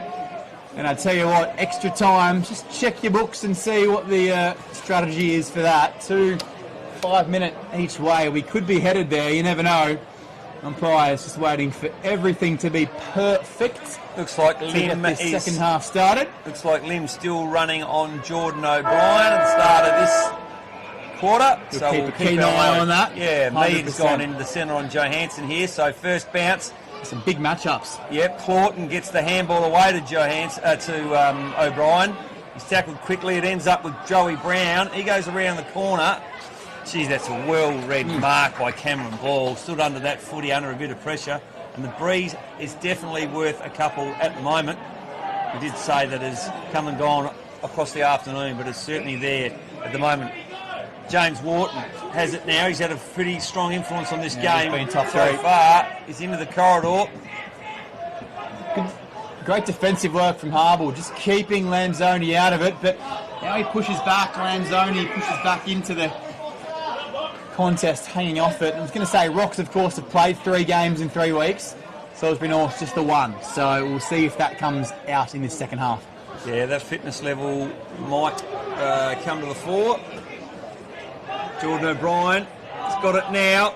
Oh, he's come across beautifully, has Cameron Ball to smother that. O'Malley ends up with it, or Kernahan. Come down the wing. Ball tails out of bounds, and nothing obvious positional-wise change to either side. Structure looks pretty similar to how we started the game. As I mentioned, certainly looks like Lim has got a tagging role. Whew, I tell you what, it's just dropped about 5 degrees Oh, here. that breeze is icy, coming straight through. Everyone drugged up in their green and gold or red and black. Feels like a soccer game where we've got the Salisbury North crowd all hunched together on one side on the far wing, and then the Rostrevors hunched on the other pocket closer to the Catholic Church when the game finishes. You are how you're raised. I dare say one of those groups will be sprinting onto Norwood Oval in about 45 minutes' time when that final siren goes. Going to duck his way into it. Umpire not buying an absolute inch of it. Played very well. Dawson's been beautiful, hasn't he? Just trying to get through was Brodie McBride. Made his senior debut in 2022. Trying to win a free kick. He jumps up for the smother. The kick has to be high and long to clear of Butterworth. Silky like the maple syrup. First to the footy, wasn't it? Playing in front and running onto it. No one tracked Dawson, so he just puts it up with the Angels and hopes for a little bit of good luck as it comes down. It came down with a bit of snow on it. It's getting that icy here at Norwood Oval. Locked up about 45 out. Umpire's going to throw it up, waiting for the ruckman to get down there. Clouden arrives just in time, has the mismatch. Kemp forced to take the ruck contest. Salisbury North can't win it. Boundary throw in. And we've played 2.5, 3 minutes, and we're still at that half-time margin of 6 points. Yeah, free kick to Salisbury North for the handball. Last possession, of course. Yep. They go short. Nice kick. Ends up with Joey Brown. He's been pressured by Lanzoni on the mark. Looking for a handball receive. He ends up deciding to kick long. Been a little bit of this early in the quarter. Beautiful take by Ricky Thomas. The smothering intent is terrific by Rostrevor. Jordan O'Brien quickly kicks it into the corridor for Brad Johansson. Can't mark it. Again, Rostrevor of all the answers. But that is Kane Cheney. Turn the footy over. Marked by Jacob Russo. Heads to the hot spot. No one can take it. Now we're in good position here. Jordan O'Brien. Again, it's the pressure from Rostrevor that is just pushing Salisbury North. just making it very difficult for them to be able to clear the ball cleanly. Golden margin, 4 minutes gone. What a game we have. This is exactly what we turn out to see. He's been well held since the first quarter. Jacob Fisher lost the grand final last year. He was playing at Kingston. Don't rub it in. They were coached by an excellent man as far as I'm told, Sean. Not sure if you know much about him. Kick clear to this near side. Good mark. For our uneducated Been viewers. good. Ricky Thomas on that wing. Sean Jackson, the coach of Kingston last season, joining us in commentary for this blockbuster. And Ricky Thomas just shaping up to have a set shot, but he's going to pop it up with the teeth of goals. Does it beautifully, playing in front. The Rocks are well stocked. Oh, he punched it forward. Just get it back over the boundary. Oh, get it back over the scoreline. Concede it behind. It's right there. And eventually it goes through, and they push their lead out now to a 7-point advantage. 6-3-39, 4-8-32 on that Sportal scoreboard. 5 minutes gone. Div 2 Grand Final. Norwood Oval. Come on down or keep tuned in here on Filming Footy. Dawson does very rarely make a mistake. His game has been superb. Just ability to play well under pressure. That's a nice catch taken by Charles Kemp, who's also been pretty effective today. That kick's not the greatest, however. It's going to end up with a free kick. It's going to give him a bit of a pump up there. Some orange. Yeah. AFL Central West. If Ricky you're watching Thomas, from there. beautiful ball. Now he's bought himself some time. This kick's important. We're out pretty wide here. Then a nice crumb here. Johansson first hands on it. Kicked a beautiful goal from that side before. Fisher misses it. Rostrevor come out. McCullum. We saw him involved in some pretty hard footy in the last quarter. That kick around the corner. Finn Wakeland. Harble's the loose one out the back. So Salisbury North. They've set the zone up here in this third quarter. Rocks kind of identify it now, but still loose at the back is Harble. So, Joey Brown kicks it to the hot spot. Plenty of numbers there. The umpire, he has played quite a few free kicks today, Matty Harris. We haven't called out Stephen Setterblad's name too often. Setterblad, yeah, he's been anonymous. Oh, just flying from the back. That was a great fly from the jet box. Lived up to his name. Bumped as he kicked. Yeah, look, I mean, what he needed to do there, the Salisbury North player in Brock Fenson, was go to smother. Yeah. He had to go to the smother, took the easy option of bumping and ends up giving away a free kick. And we've seen a smothering exhibition in this opening 6.5 of this third quarter, and that's a mark that A contender. McFedrin playing well above his years. Young Blake. Being solid. One of the youngsters for Salisbury North. Of course, Rostrevor have got 4 19-year-olds playing today. Played in Central's under-16s grand final win last season. Blake McFedrin, so plenty of Youngest confidence player on the under ground. courage. That's some good body work, and there's Jordan O'Brien. He's just inserting himself into this contest. He is coming into the game well, isn't he? He's still got that heavy tag, but he's had a fair influence early. He's making Lim chase tail in this third and just tracking him out the back. Just trying to point to him and say, if you're going to go with me, you're going to have to do it for 4 quarters. Mark taken inside and pushed in by Fisher. All the way to about 40 out. Rocks well stocked again. The shelves are there. Trying to push back and win it off the back of stoppage. Russo, and he just picks him up like a toy. And did well not to dump him into the ground. That was O'Malley you picked up. The one club player. Played in the 2013 grand final. Back when they were in Div 1, they won that one. 2 flags in the space of 5 seasons. Locked up. 40 out. 7-point game. 8 minutes gone. Third quarter. Yeah, Jordan O'Brien really trying to exert himself into this game now. Who can take the ball away from stoppage is pretty important here. Salisbury North boys asking for a holding the ball decision from umpire Steph Setterblad, and he the said, big man out the back here, No. Clouden as well. So they're just playing that tactic. he's just playing behind the footy. Mark Travis that. McIntyre around the corner. It's reminiscent of what we saw in the second quarter. I think it's a bit of aerial ping pong. No one can affect a decent disposal here. Again, slapped on. Rostrevor finally head towards the boundary line. It's good pressure there. I don't think that's the last touch, is it? Because I think it was touched off the boot. Umpire's just getting involved and saying you've got to start over the boundary. Yeah, Okay. it was well done. So free will be taken by Lonergan. Lonigan, yep. The North Ride junior back in Sydney. So if you're watching us from New South Wales, good afternoon too. He's got to take those. Harble's kick was pretty measured really well, but Clouden, yeah, you can just see he just looks a bit tired. He looks like he's been run into the ground. Swapping roles, playing loose, back in the ruck now. It's just his main role in this Hawks team. And one at the back, and hasn't Butcher been good, but that time he sells me. He's an absolute pickle. Good luck getting out of that, Sean. You called it. You saw it beautifully. Well, both umpires are in similar positions, and it looked like Stefan didn't want to make the call, but Matt Harris says he has. Matty Harris he has no Don't problems. you worry about that. Born with a whistle in his mouth, Matt Harris. Travis McIntyre limping noticeably still on that left leg. Lonergan just calling for a short handball because there's no Rocks play within 5 metres of him. Now he's manned up. Well, McIntyre's going to back himself. Yeah, he's kicked one this end of the ground in the first quarter, so sore knee or no sore knee, he's going to have a crack from outside 50. I don't think he'll make the distance personally. Oh, my goodness gracious. What's he done? What has he done? He's absolutely put that on the highlight reel for red and black. McIntyre, that is, mate, an absolute embarrassment of it and that. And all of a sudden, within a few seconds, straight down the other end of the ground, with the cool head of McFedrin and Harbour, they combine and pushed under the footy his limb. Umpire right there. They're still waiting on the first goal of this third quarter. 10 minutes gone. Will it come the way of Rocks? They sure hope so. They're going to pump it in. Geez, Dawson again it is who's able to get free. He's roaming the ground. Yeah, he's getting plenty of the ball. Inside 50 kick coming up here surely from Dawson. Unless there's a short option. The ruckman comes for it. He's coming for a rest, Butterworth.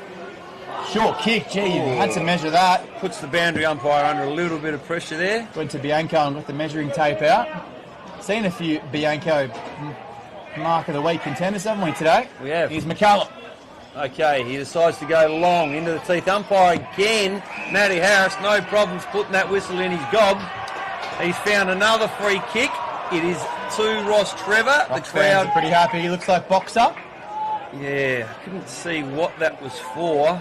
Both sides rotating heavily off the interchange bench, which is a good sign because, as you mentioned, and I think we spoke about just before half-time, looked like some fatigued players early in the game. This is Jet Boxer. So where that free kick was paid, it looks like Matty Harris wasn't the umpire in control. His job there is to watch the players leading for the footy. Right. So you would assume that it was a hold as Boxer was trying to lead towards the ball, and that's the umpire who's not in control's job, is to watch those leads. So spot on. Here's Boxer. Yep. About 40, 45 maybe out on a 45 degree as a stumble.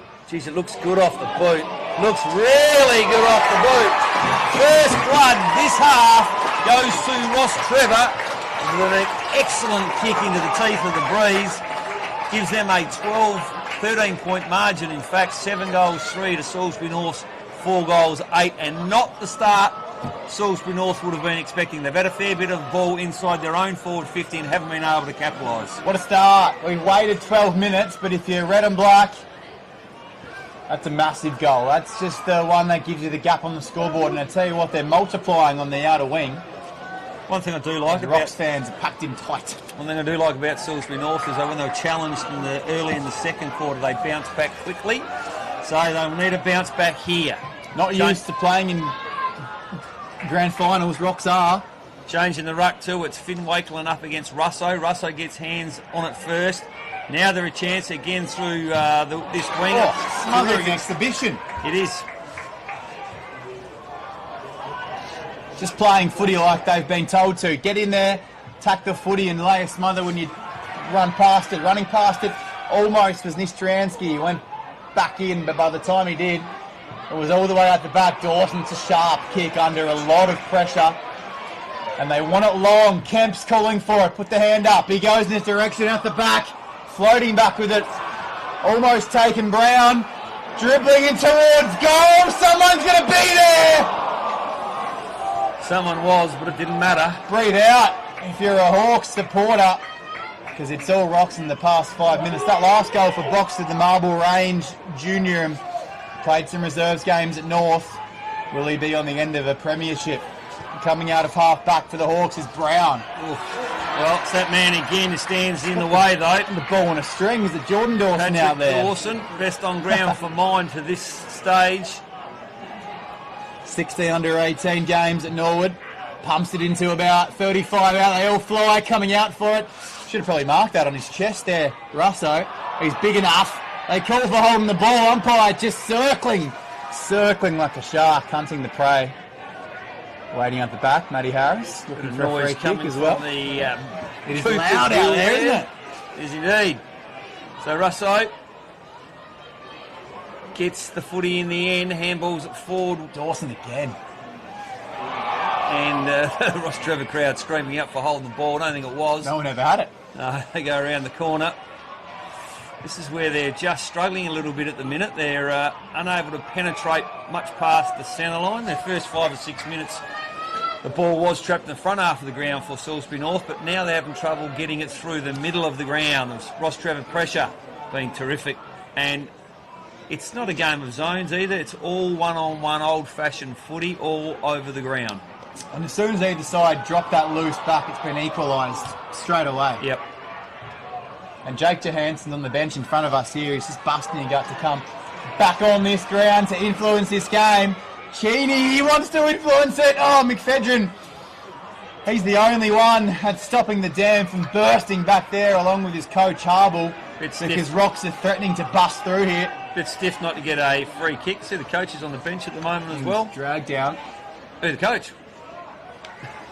He's trying to drag himself, perhaps. He's trying to get himself back on the ground. Yes, Ball stuck on the outer side. Dawson, couple of touches a minute. I dare say he's had 10 in this quarter. And there's Mr. Lanzoni.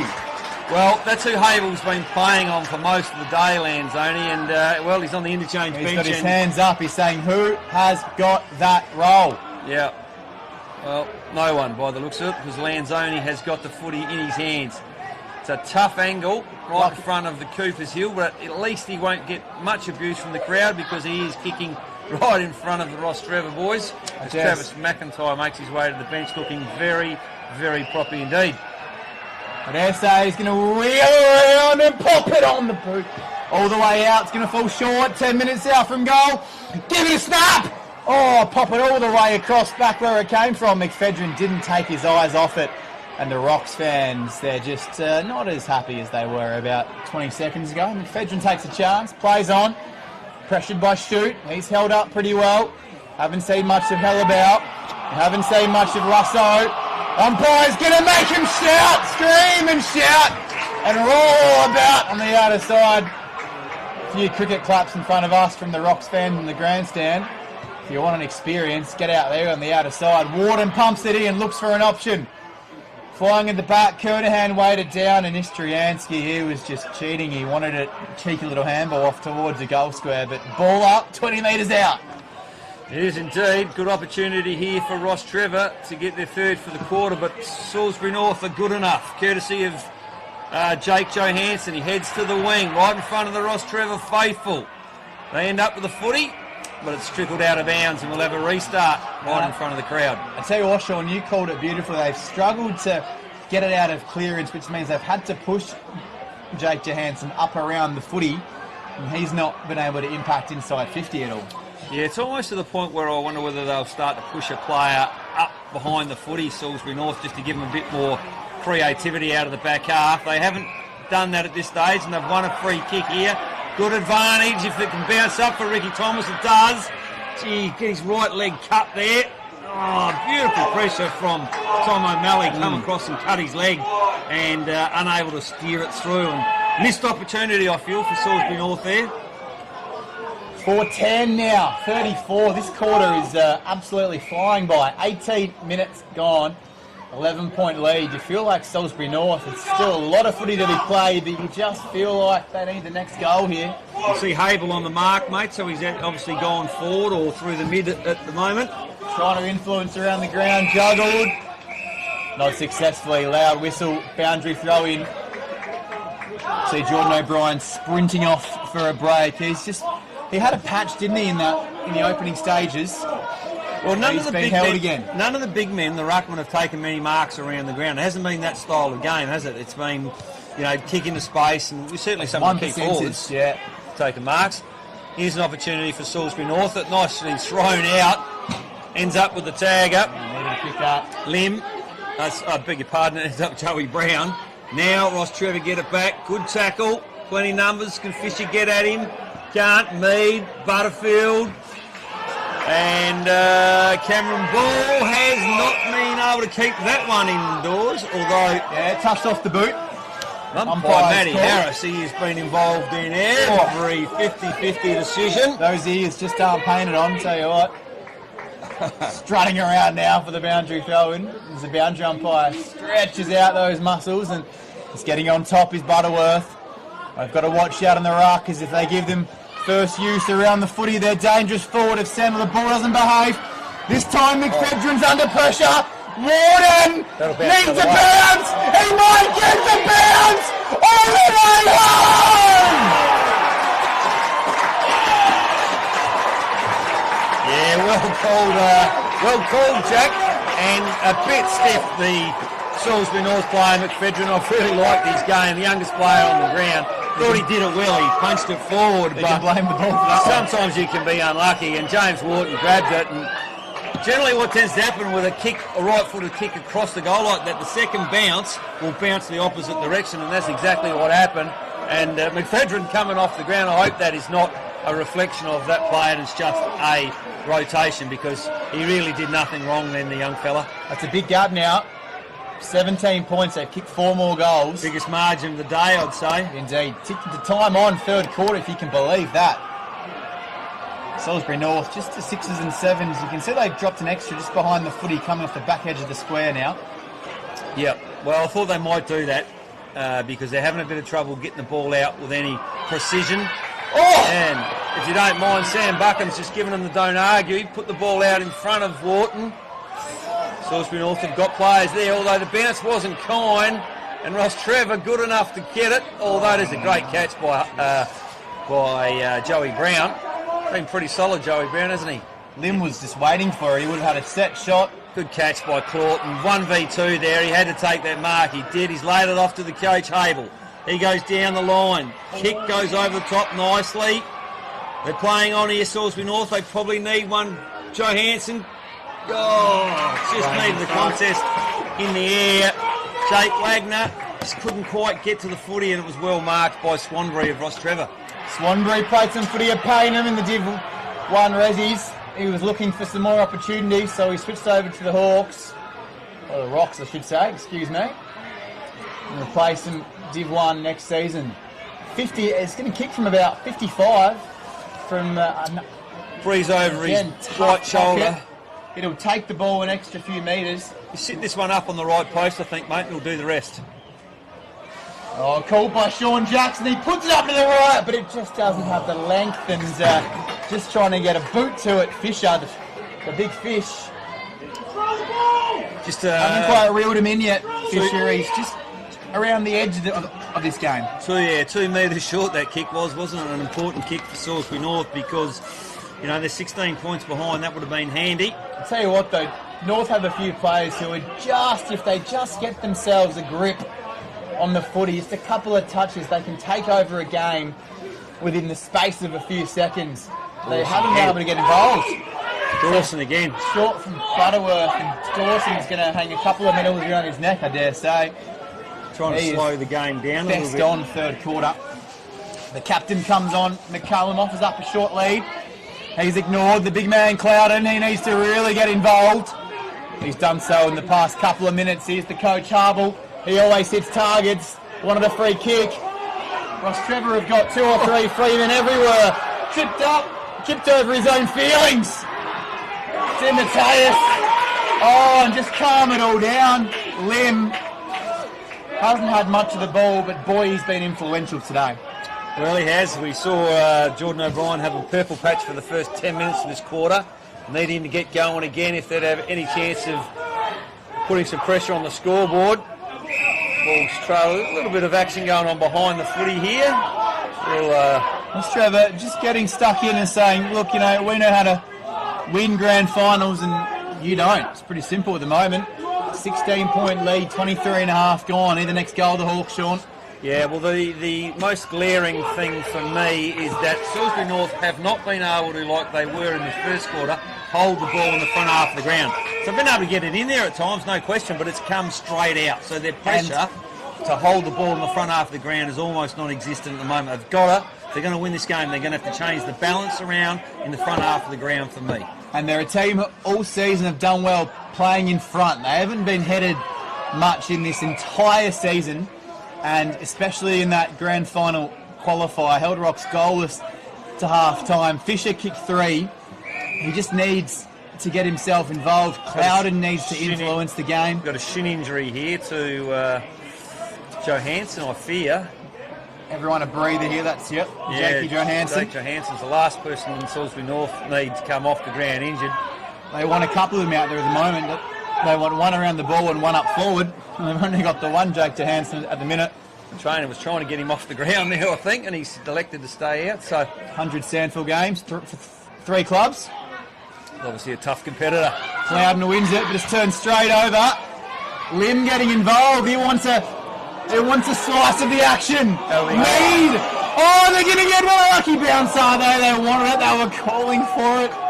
You don't get luck more than once in a grand final. Salisbury North is going to take it on now. 25 gone. They trail by 17 points. Yeah, you can't do that.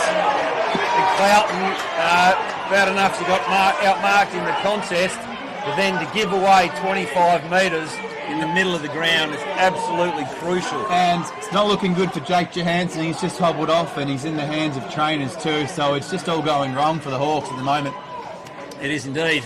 Rostrevor have taken it to them this last 10, 15 minutes and they haven't responded well like they did in the second quarter. Sam Buckham, he's been very good all day, straight in front, 30 metres out. And he makes no mistake about that one. That is his first for the day. And I'll tell you what, they'd be very happy with the only player for Rostrevor who didn't get educated at the school. They may make him an honorary Rostrevor tonight. And they're doing all of this, and Finn Wakeland's got zip, nada, nil. 0 goals on the board. Yeah, you wouldn't have picked that. And they are absolutely dominating this game at the moment. Lucas Stepic left out. Bold coaching from Damon Boots. They went for the extra around the footy. And the speed on the ball and bringing in James Butterworth. Well, it was a no-brainer pick, but it's been an excellent coaching move. Well, of their 4 top goal kickers for the year, 3 of them haven't scored a goal. It's an incredible stat. One of them because he's not playing. Sitting in the grandstand, can't do much, but Salisbury North need a goal, need it now. Their fans are starting to murmur on the outer side. That's going to be holding the ball because the umpire has stopped to an absolute standstill. Big Fisher with the Here's two-handed the drop. fish. Will he celebrate with a double cobra? I'm sure he will if he can get this online. You know a bit about him. I'll tell you what, he's got the most ungainly kicking style you've seen, but generally pretty effective. 250 goals for Broadview in just over 100 games. Yeah, handles pressure After pretty the well. siren. Call this one through for us, Sean. Has yet to play in an A-grade grand final premiership side, I should say. Outside 50, still the drop's not good. And unfortunately, no score there for Big Tuna Bake. A goalless third quarter there for the Hawks. Yeah, 4-11 to 9-4. Well, that's a 23-point margin, almost 4 goals. And in the context of this game, well, clearly the biggest margin of the day, but in the context of the low score, well, it's going to be very difficult for Salisbury North to come back from here, I feel. So, the Rocks, they had to play some real tough games in the past 3 weeks. Athelston in the qualifying final, led at every change, trailed at every quarter break against Salisbury North in the semi-final, and then last week made the trek out to Elizabeth Oval, and you'd be forgiven for thinking they'd be out of petrol tickets for the grand final, but they have turned up with an absolute roar in that third quarter. They won the Div 1 grand final in 2017, made it again in 2018, lost it again in 2020, relegated in 2022. Well, they're looking to put a rubber stamp on their promotion with 1 quarter left. 4-11-35, Rostrevor 9-4-58. It's going to take something pretty special from the Hawkers. Yeah, indeed it is. They will have to play above the level they've been able to play at today to win this game. They might have to settle for that Div 1 promotion because the grand final win is looking out of reach, but anything is possible. Last quarter coming up next. Go around, check out those other Div 3, 4, 5, 6 grand finals and the Div 1 prelim on filming footy in the quarter break, but come back and join us. Rostrevor by 23 points at the final change. Div 2 grand final here at Norwood Oval. Put the foot down, that quarter.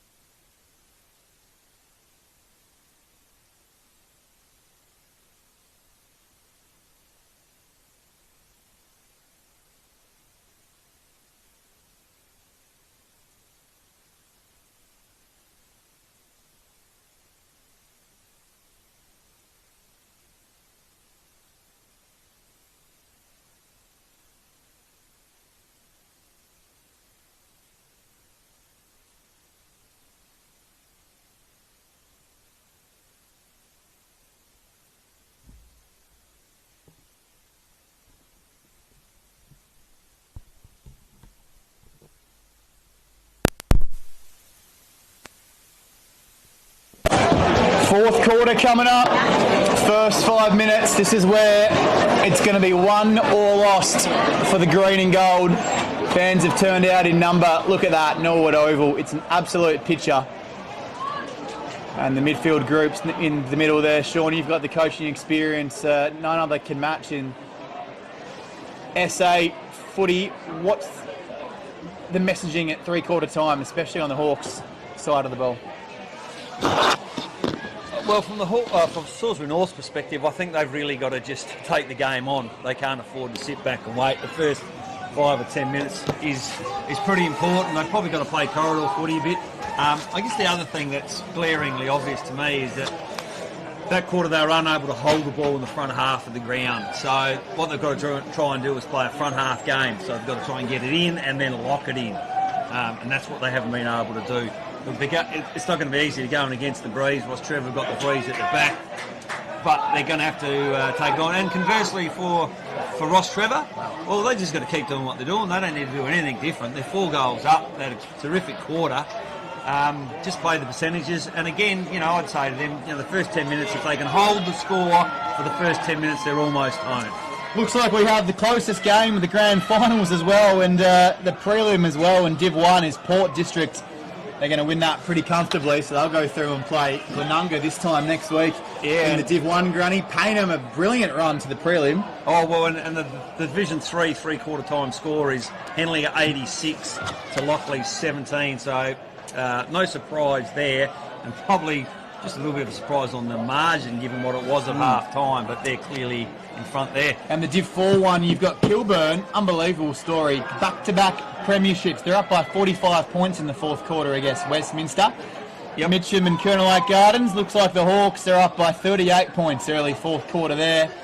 And I'd say there is a close one. Salisbury and Eastern Park, 13-point game in the fourth quarter there. Well, I just got a message from the old Rostrevor coach, Benny Watkins, saying to pump up the skipper if they win Daniel McCallum. He's a big Daniel McCallum. And in fact, anyone who's ever had the opportunity to coach Daniel McCallum would always only have complimentary things to say. Last quarter underway. Butterworth and Cloughton, as they have most of the day. Cloughton gets this one, pushes it forward, but Butterworth ends up with it. Here's an opportunity now for Salisbury North. Brodie McBride goes to centre half forward. Fisher the stands Fish. under the footy. Need a free kick, Salisbury North, don't they? If they can get one early, would be. get a bit of adrenaline. Grandstand start. This is what they want. This is an opportunity to hold the ball here, the front half of the ground. Johansson's got it. Good to see him back out on the ground. Oh, that was Brad actually. Fisher with the left foot. Now they're a chance. Costanzo, can he get it on line? It's on line, won't have the reach. Wow, Russo has taken a mark. Almost the same distance that he missed from in the second quarter. And, hey, players are only human. That would be going through his mind right now. And he would have wanted a chance to set that right, wouldn't he, for the past quarter and a half. Well, here is your chance to step up to the plate. Well, kick through the ball. And he's still held back on it, but he's nailed that one. Jacob Russo, well done, son. Here we go. That is his first for the game, and that'll give him a nice shot of adrenaline. 5-11 Salisbury North, trailing Rostrevor now by 17 points, who are 9-4. They wanted the first goal. I said the first 10 minutes was going to be important. Well, that's inside a minute and a half. On that ratio, They'll win by 10 goals. they'll kick 15 for the quarter. If you're a Hawks fan, tune in. It's your flag to lose. They're down by 17. Minute and a half. 2 minutes gone. Umpire's going to throw it up. Another one here. And the Hawks fans, they're just bubbling on the stove. They're ready to boil over. Just punching it late, coming through. Clouden. The throw up was a little bit fierce. Put the hand out. They shout for ball. Umpire's not playing. Warden coming through. Kicked a miracle. He's trying to go ground level. Diglett style from Pokemon, just trying to go down. Oh, he threw it. Lanzoni to cancel out the early Salisbury North goal. Oh, I pumped his tyres earlier. Champagne footy A from quarter Ross. ago about being a great kick, Lanzoni. That would have been, would have been terrific for Rostrevor, but he wasn't able to steer that one on. Back to an 18-point game. If you're watching from anywhere around the world, Lanzoni again, he just shrugs him off and puts it all the way down. Oh, just stretched. All the fibres. Finn Wakeland has been kept quiet. Yeah, Bob's up at the right time. I think they've got to find another avenue coming out of the back half. Salisbury North, that kick one-on-one of the two big blokes was just clearly won by Butterworth. And as a result, Rostrevor's Finn Wakeland. Looks like Ricky Thomas had the job on Lanzoni, and you just give him a couple of metres. 40 for the year. This is his first for today, if he can get it. Usually, I was going to say, pretty regulation. They practice those every night, those snaps around the body. Doesn't score. McFedrin out of half back, and Salisbury North can go, or can they? Maybe not. Wow, they needed to hit that kick, didn't he? They were just a bit slow to get the ball going, actually. Costanzo I think he had a free player straight away and then just held the ball up a little bit and ended up putting him under a little bit of pressure, but as a consequence, they were not able to get the ball out with too much precision. Costanzo has another crack at it, puts it nicely into the corridor for the coach. He pushes it forward. Don't like to see that, though. When you're clear, you've got to go with your two hands at the footy and try and soccer the ball. They've got numbers here, Salisbury North. Or Johansson's leaking at the back. Spills out into space. Geez, the loose ball gets been good by Rostrevor. The game has lifted. It's lifted at the moment. Both sides cracking in. Tulio DeMatteis, the veteran, stands under the footy and just composes Rostrevor once again. Just going to mention he was the one loose in the middle of the ground when the ball was at half forward for Rocks. And North manned him up pretty quickly. They've been equalising that all day. Turns it straight over to the Fish. Looks like he's just got a bit of a knock. Yeah. He's got that right leg taped up. Doesn't matter when he's left-footed. He pumps it. 1-2! Also taken over. Johansson! Game on! Don't go anywhere! The Hawks are swooping in! Folks, you don't even have time to get a coffee, a beer, or go to the toilet. Or if you're in the pool in Bali, don't get out. Get yourself another bintang, though. Call for the waitress, because we are back alive here at the parade. 4 minutes 55 gone. They've kicked 2 Salisbury North. They now trail by 12 points. It's that man Fisher getting involved too. Oh, the he big mentioned tuner. he kicked 3 in the qualifying. He's been just around the edges, but he's just ripping through. Oh, what in about this Big ball. Russo? And Johansson just reading it beautifully. Yep. Read it like a cheap novel. Not a bad ploy, I reckon, get the ball long in the Russo. He's got a bit of size on Kane Cheney and a bit of weight and a bit of height. So again, another loose there in D50 for Rocks. We'll see if North push that. Their loose is at half forward, so loose at either end of the ground. It's fascinating stuff. Yeah, so they've gone for a spare behind the footy now, Rostrevor, and Salisbury North beautifully have pushed another player. So what that's done is made, again, for the people at home, the right-hand side where Salisbury North are attacking, you've got a 7-on-7 and more space at the Rostrevor end. So that's a win for Rostrevor. There's that matchup pushed up around the footy. Excellent coaching. Yeah, nice kick from Brody McBride around the corner. He's starting to come into the footy. Just need a strong tackle here. Salisbury North, it's in space. Ooh. Todd Pearce goes on the left. Is that Russo he's looking for? Again. It's a loose. Dematius, his ability to read the play in the air, terrific. Stands under the footy with real courage. 6 league games for Norwood in 2014, so he's got the experience in big moments. McFedrin just runs under it. Stokes pumps it. Ground level, no one really wants it. The first one to demand it. Just to hack it. Lanzoni from Cloudham's grasp over the back. Halabau. Right up, was it Brown? No, nobody really wants to get involved right now. This game is on the line. Go and win it. Butcher. Butterworth, pick it up. Take a tackle. Slippery. It's a bar of soap. It's an imperial leather out there. Lanzoni will use it, but he's taken by Brown. Trouble. Great kick, Lanzoni. Great kick. Boxer with the left hook.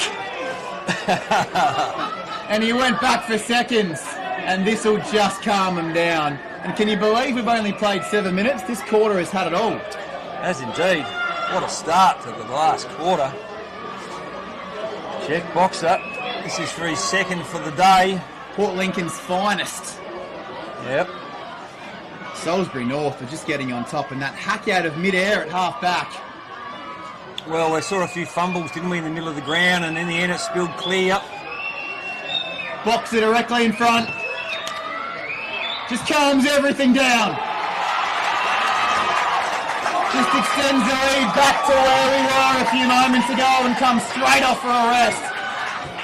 The Jet, he needs refueling, but he's popped the lead back out to 3 goals, and he gets turned back. He says, no, the bench say we need you out there. Listen, this is not AFL footy, son. We don't kick a goal and come off in this competition. You kick a goal, you stay out and kick the next one. And we've lost the footy, so someone's got a free footy in their backyard over the back on that security guard's got it now. Beulah Road out there. The kids have gone and got it in the Roger Woodcock barbecue area. Oh, it'd be nice down there. Oh, I wouldn't mind a snag just to warm things up a little bit. So, folks, That'll calm the nerves though, Sean. 8.5 minutes in. Nice little comeback goal from Rostrevor there, just to ease the pressure a little bit. The Salisbury North are coming and coming hard. And interesting enough, umpire Matty Harris gives the ball to Jake Johansson to have a look at. This time, Russo's gone in the ruck, kicks it off the ball quickly. Meads in best position, hacks it forward. Race on. Number 14, Nicholas Stokes, has a bounce, love it. Keep going, son. Does, got to hit this kick, misses it. Butterworth, great positioning. Costanzo can't catch it. Quick kick from the coach. Hable! Whoa, that's gone forward quickly. And I tell you what, this is the bloke I reckon if Salisbury North are to win the game, Jakey Wagner is the player that can do it for them. Important kick. This will put them back to within 2 points. He's copping it from the Rostrevor old collisions. No swearing, no out there. What a moment. Jake Wagner, time to stand up, son. And he's pushed it right. Oh. Got to hold this one in now. Got to hold this ball in if you're a Salisbury North player. The zone, super critical. McCallum plays on quickly. Handballs to that man of the match, Dawson. And again, just like that, the pressure's been relieved and we are out to centre wing. 18 scoring shots to 15. Salisbury North, but Rocks have got 4 more goals. That first quarter, where every time it went inside 50, it seemed like they scored a goal, Rocks. Yeah, they've missed a couple of easy ones, haven't they, today, Salisbury North, and that was one of them there from James Wagner. Coming home to roost in the 4th. Still plenty of time. 10.5 gone. If you're a Hawks fan, this one's not over. No. Those fans on the outer side know it. Hey, strap yourselves in, folks. There's plenty of footy yet to be played here. We're another 15 minutes of footy. This could still go either way. Rocks made the going in the early stages a couple of weeks ago, and they came home with about 4 or 5 goals in the space of 10 minutes. Costanzo into the corridor. Goal-scoring machine when they're on. Great kick to Brodie McBride. Oh, what an intercept. Is that Tulio Demetrius again? He's playing Or Mead. He's That might playing be himself Mead, into a actually. role, but that's Mead out there on that occasion. But Yeah. whoever's filling that role, that loose man just drifting back, is just tracking the footy.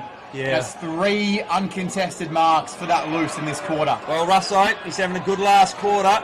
It's one of the few times we've seen a mark from the big fellas around the ground. Kick to kick. Yep.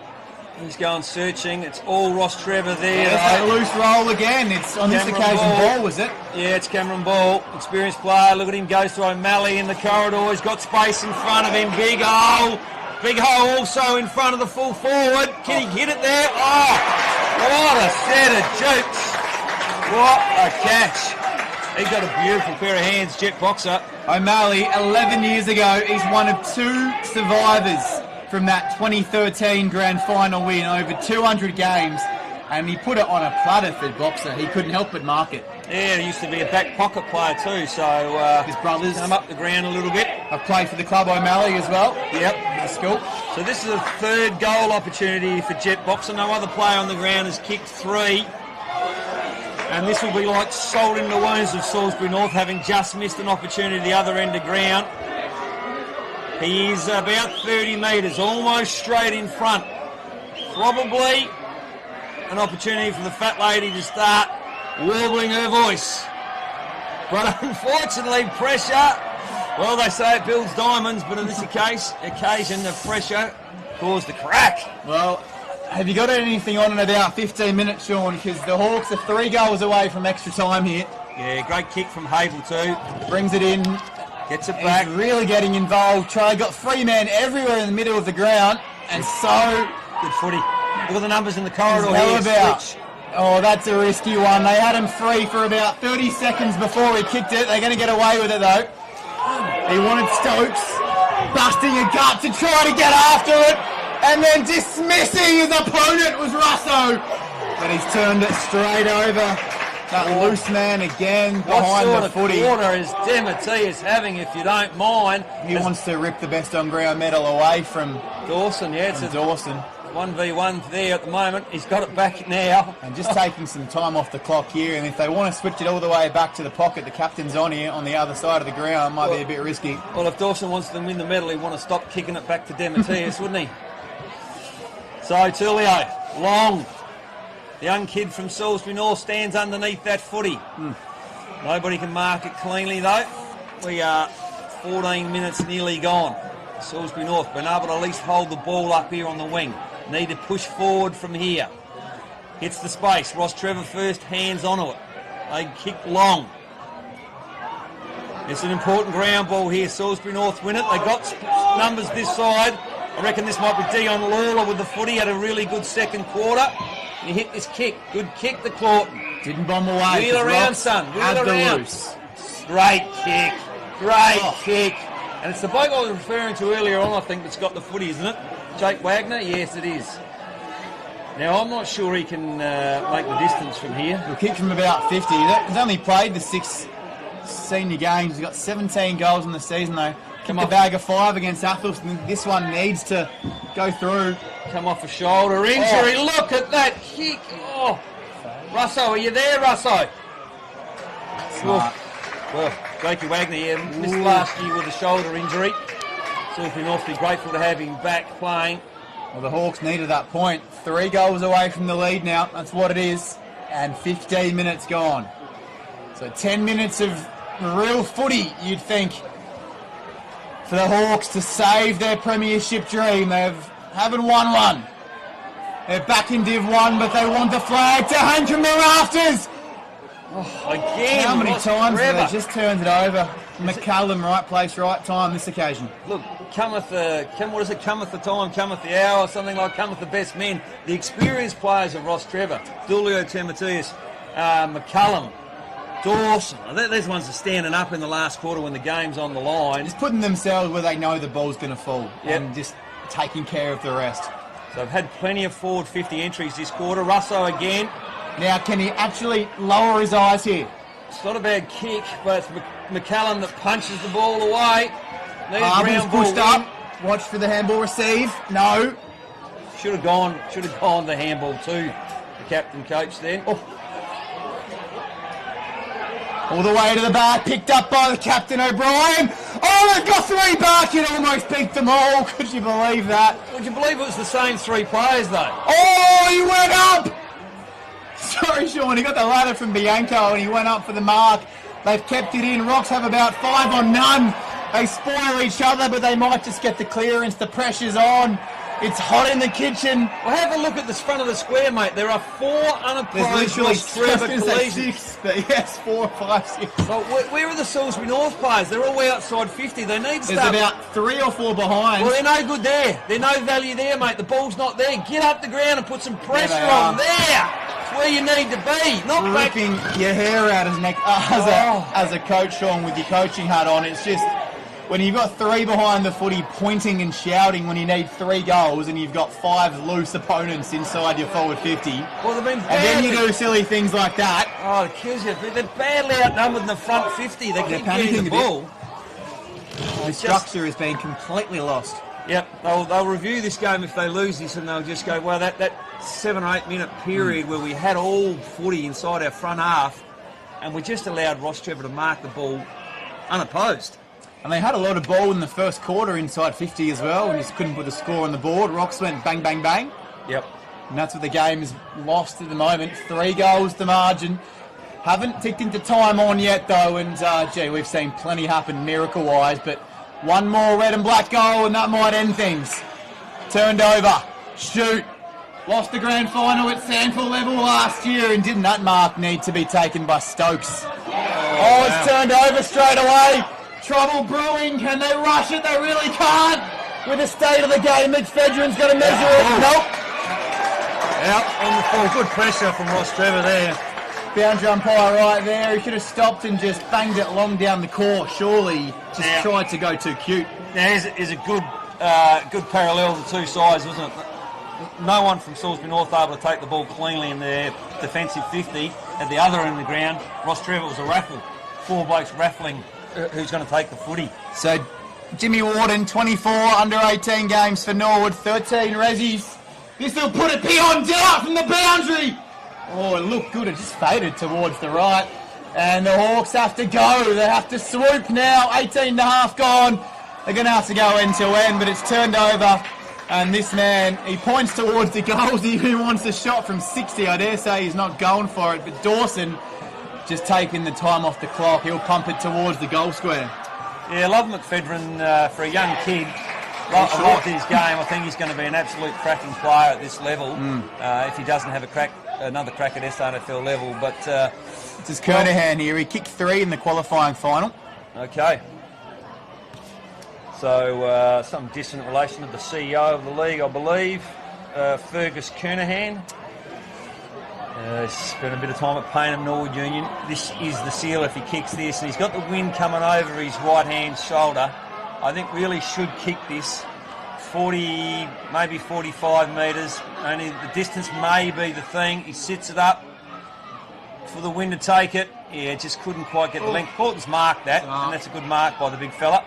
Played on quickly, none about that handball. They're going to get away with it, maybe. Go. Could have been holding the ball. The umpire let it go. like it, They're in the mate. corridor. They've got to take a risk now. Salisbury North. Lawler, Costanzo down the line. Look at all Rostrevor In the middle. behind the ball. There's about 3 Salisbury North players in a paddock in the middle of Norwood Oval, and just panic again from the Hawks. You called it, Sean. They're going to review the 4th quarter. They're going to celebrate the promotion.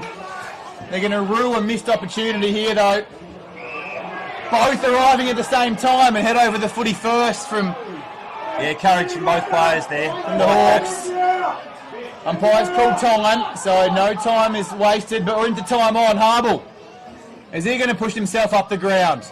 He hangs back. His kick goes towards Lonery, and he's been kept pretty quiet. Former South Adelaide man. McBride, need a goal. Need it right now. The kick just falls short. Wagner just needed to put an extra little step in. He didn't want it enough, but he wanted the tackle. Have the Hawks got anything left? They do. It comes out the back. Pierce's handball. And just ripped off it. Wagner forces the umpire into a decision. Ball up. 21 minutes gone. Need a goal and need it right now. Well, it's the first time they've been able to neutralise the ball in their front half for quite a while. Players getting pushed. Here it is, the big ruck and clout, and can he do it around the corner? Looking for Russo. He started it this quarter. The big Russo, he hasn't let him down this quarter. He's had an absolute ripper. So he kicked the goal from about this distance out 10 minutes ago. Not wasting any time. This is a badly needed one.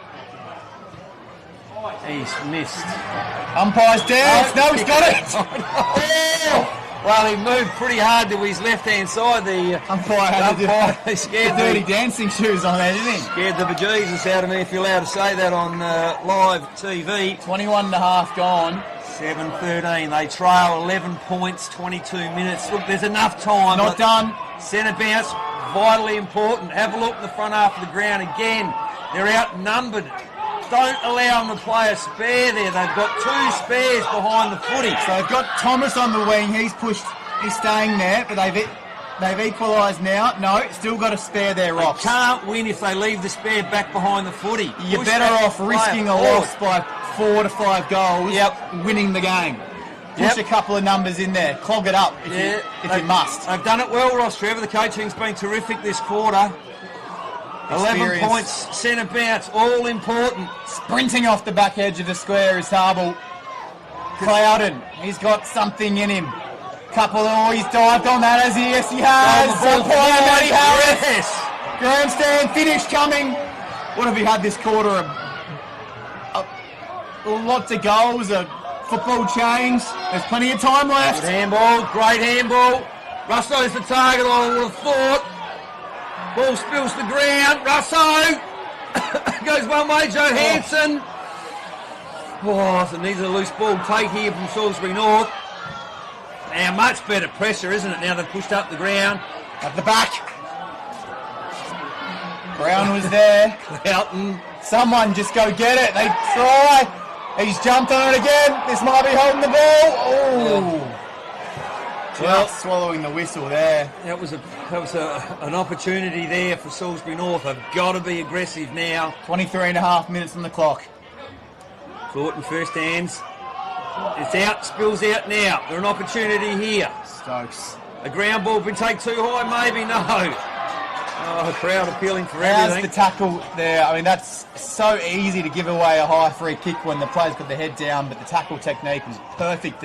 So much pressure and tiredness and fatigue. Well, a lot better pressure now in the front half. They've evened it up, Salisbury North. And Rocks still have that loose about 15 out. good handball. They've got to try to go short, but they've got to get the footy first. Again, Demetrius is the player who's able to get it out. They've Kicks it to got, Wharton. they've got support if they can just win the footy, the Hawks, but they can't. He kicks it high. What? He's put the kid McFedrin under a fair bit of pressure. He'll get the free kick anyway, because it wasn't able to stay in for Finn Wakeland. He probably needs to switch the play here. Salisbury North, I'll be looking to try and get the ball out the fat side. That's what Hable does, experienced player. Into the corridor, good kick, gets it Someone's back. got to come up Still for in the it. corridor, short. Don't mind it. Got to take this footy now. Oh, it's not on the ball from mine. Oh, it's on the ball. A big call. I mean, he did go back in and there was a second tackle. He could have squeezed out a handball. Wow, Again, though, where were the players leading towards the footy? Bo Baldwin slows the play up. Good experience been given to him here. Play on called. Goes long. Oh, Great intercept mark by the kid again, Blake McFedrin. He'll be high in Salisbury North's best. He's got a career ahead of him. Gives it to Joey Brown. He takes him on now. They're having a crack, Salisbury North. Russo, stand under this footy. Good take. Here, again, me. Gee whiz. When they've needed them. Lim now, round the corner. Just touch it, the crowd says, and that is a great win for Rostrevor. In fact, I'm going to call that as the match-winning win touch. They would have given him the footy there if it wasn't touched, and followed it out. 25 and a half, 2 minutes on the clock. Salisbury North need to get it down coast to coast and then do it again. Put it on replay. The big man, he's got a couple of steps left. Is there a couple more tricks in the bag? Story of their day. Possessions just haven't hit. And Buckham, with all the experience, puts it on a platter. But McFedrin's read it almost the best of anybody. So we're under 2 minutes. Costanzo, they've just got to go now. Lonergan, and it hasn't hit, and it just hasn't hit all day.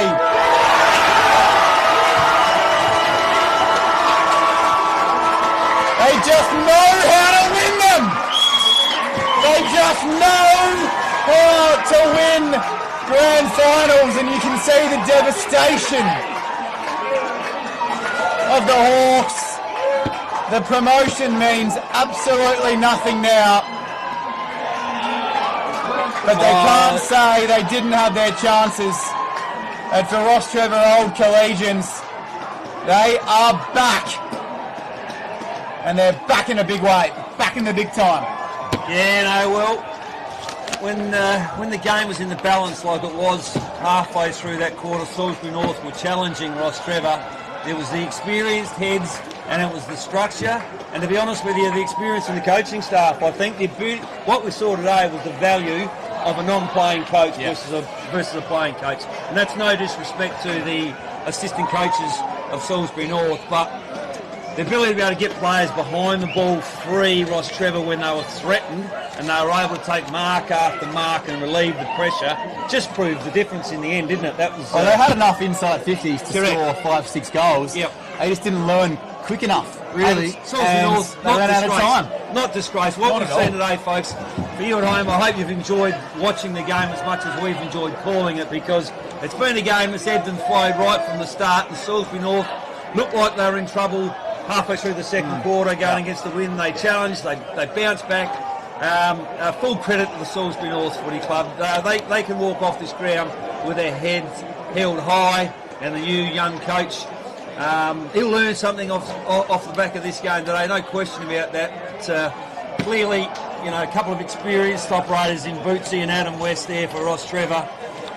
Well, they were able to steer the ship in that last quarter, and to turn around that result a couple of weeks ago where they were held goalless to half-time, and they've played, as we've mentioned, 3 games in 3 weeks, 2 absolute arm wrestles against Athelston with Mitch Grigg in their side to beat them twice, to go to Salisbury North's Oval, and I mean, let's be honest, goalless to half-time is pretty embarrassing in a grand final qualifier.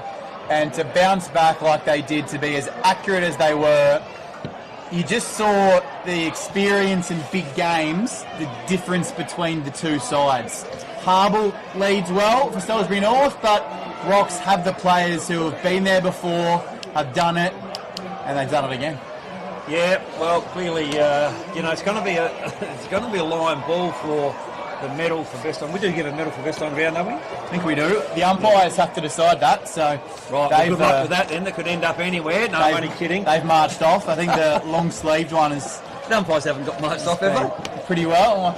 The goal umpires are still there. I'm not sure if they've been given the job of awarding the medal, but what we see in the Oval though is the horrific difference between winning and losing. You see the numbers swarmed around the Rostrevor boys, and then you see the Salisbury North, and it looks fragmented. And such a dominant season for Salisbury North too. They would have come into this game just really feeling like their fate was to win this grand final. Well, 2 wins, 2 losses for both. You know, there's a fine line, isn't it, sometimes? And again, like I mentioned before, you don't walk off the ground disgraced today if you're a Salisbury North person. You walk off proud of the year you've had, proud of the fact you've returned your club to Division 1, and something to build on for a new coach in the future. He'll learn a lot out of today. He'll learn a lot out of this season, as will the rest of their coaching staff and their playing group. But there's a lot to be positive about for Salisbury North. And Rostrevor, well, I'm sure how many years they've been back in Division 2? Probably 3 or 4, is it? 2022 was their relegation, I believe. Just checking that on. Relegated in 2022, yeah, 9th. And it was on percentage too. So it was one of those years where they just went down by, you know, an early loss in the early part of the season, and that was it really. Yeah. And then last year they got to the semi-final and lost to Payneham by 2 points. So that devastation of last year, they would have remembered that, held on to it, and they brought it through their finals series, because we've just recapped that finals series. Beat Athelston in the first week by 10 points, lost to Salisbury North, and every week it was 8 goals 12 in the first final, 6 goals 14 second final, 8 goals 12 again last week in fact. So they learned from that, they kicked it a bit more accurately, and for both these sides though, next year in Div 1, they can be competitive, I believe. Yeah, absolutely. We've seen that this year, haven't we? We've seen Payneham, they're playing today. I'm not sure what the score there is. We'll try and get that for you at home as quick as we can. Have just won that, but for a promoted team to make a prelim in their first season up is a pretty good result. Yeah, and don't forget Golden Grove as well, who won it last year. They finished 5th. So both sides featuring the finals in Division 1 first year in. So, yeah, certainly Salisbury North and Rostrevor have got something to look forward to there. Look, score at Woodville Oval too between Henley and Lockleys. Henley, clear favourites all year. Lost a couple of games late in the year when they had an injury run. Well, they've won 99-50, so doubled the score. So A's, B's and C's all in the grand final today for both Lockleys and Henley. My guess is that Henley might have got the 3-peat today. Their B's and C's, I'm pretty sure, were undefeated for the season. So magic day for the Sharks. But here at Norwood Oval, huge night. We've seen a cracking grand final. It's been an absolute pleasure to have brought this game to you. It's been an absolute pleasure to have watched. We've seen an epic grand final that has ebbed and flowed. Unfortunately, with footy, there always has to be a winner and a loser, unless, of course, there's a draw. And there's no draws in grand finals, Jack. Not anymore, no. Well, especially at local level anyway, there was never that. But you do see, I mean, look at all, there's a number of Salisbury North players just being consoled by their friends, their mates, their family. But as you said, I mean, Salisbury North out that way, yes, there's a few other clubs out there, but they do represent the community out there. It's a big part of the north of Adelaide, and they have done that area. And from what has happened to this club, you know, there's differing opinions as to if it was deserved or not. We won't wade into that. But to get back into Div 1, it's a massive result for the club.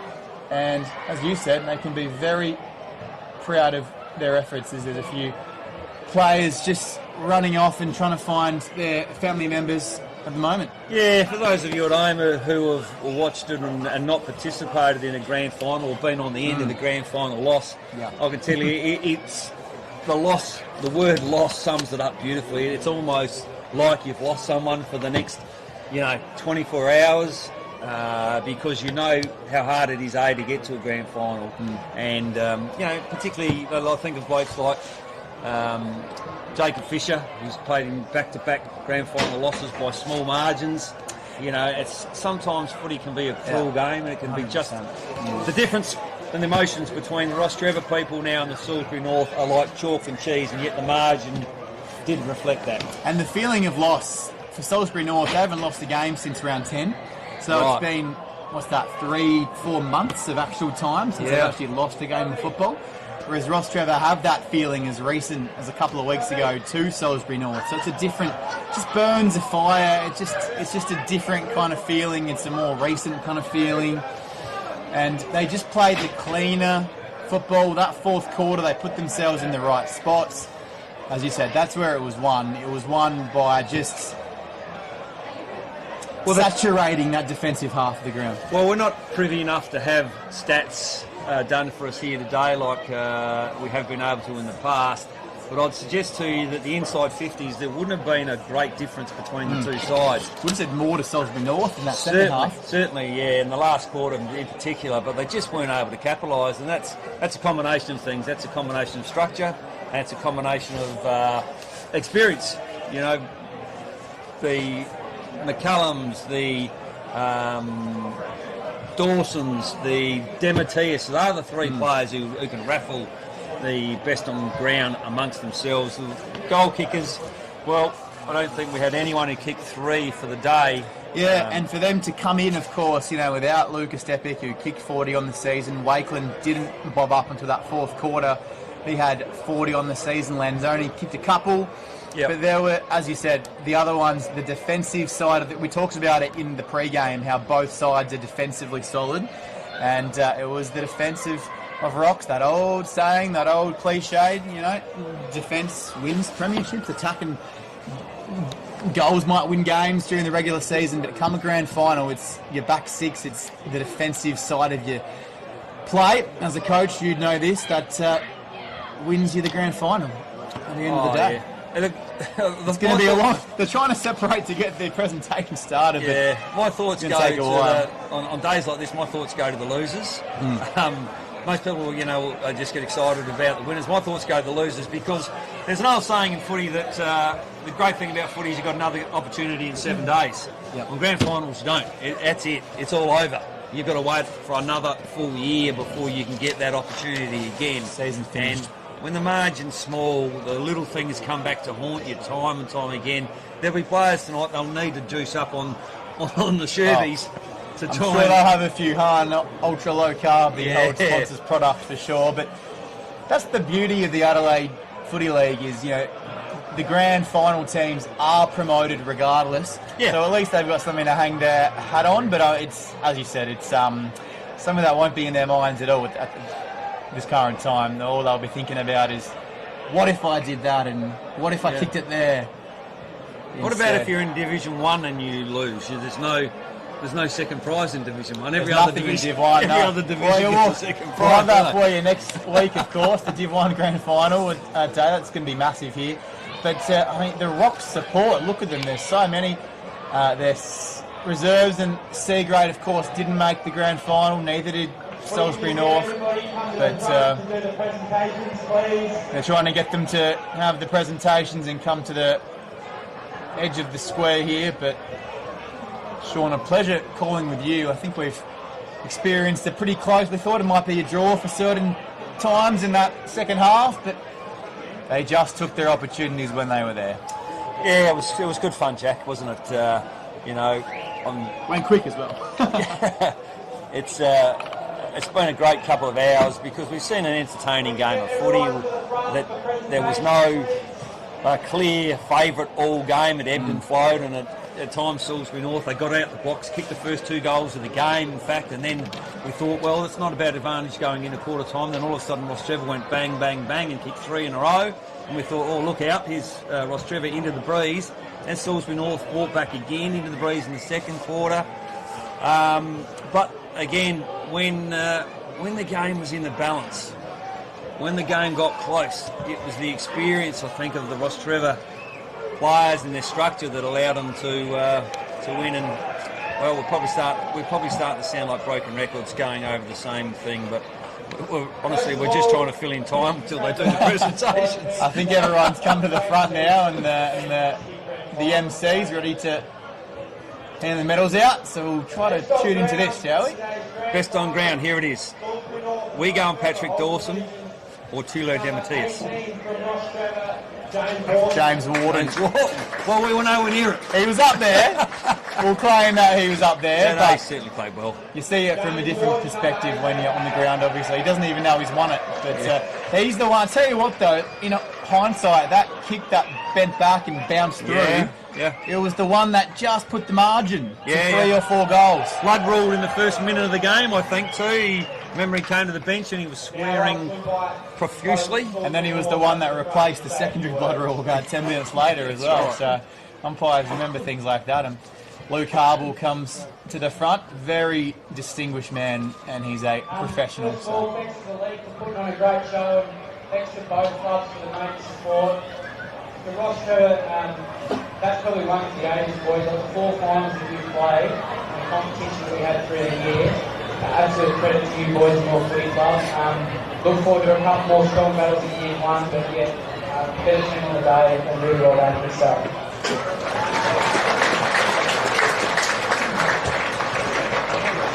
To our playing group, our supporters, our families, what a community club.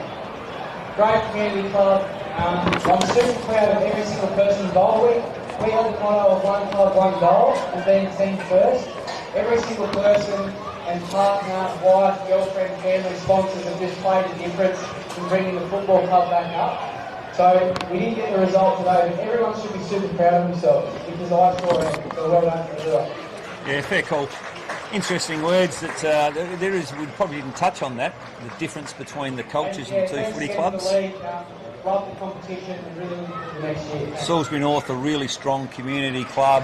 Rostrevor, an old collegian club. They do have their own facility now, but piles apart. It's very contrasting, isn't it? And Yeah. Luke Harble, only his first year, of course, only retired from the Sandful last year. For him to really own the culture that quickly, it must be a really strong feeling around the club. Yep. I'd like to echo Luke's comments earlier. Thank the league, John Greenham and everyone for putting on such a great final series and the season that we've had.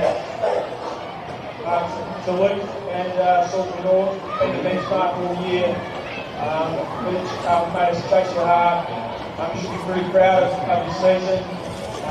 Very much look forward to competing with you in Division 1 next year. So well done to you and to your entire club. This is the coach of Rostrevor, obviously, Damon Boots. Yeah, I'm just trying to remember whether Really like to, Old Ignatius won a premiership under his belt in Division 2. The Rocks.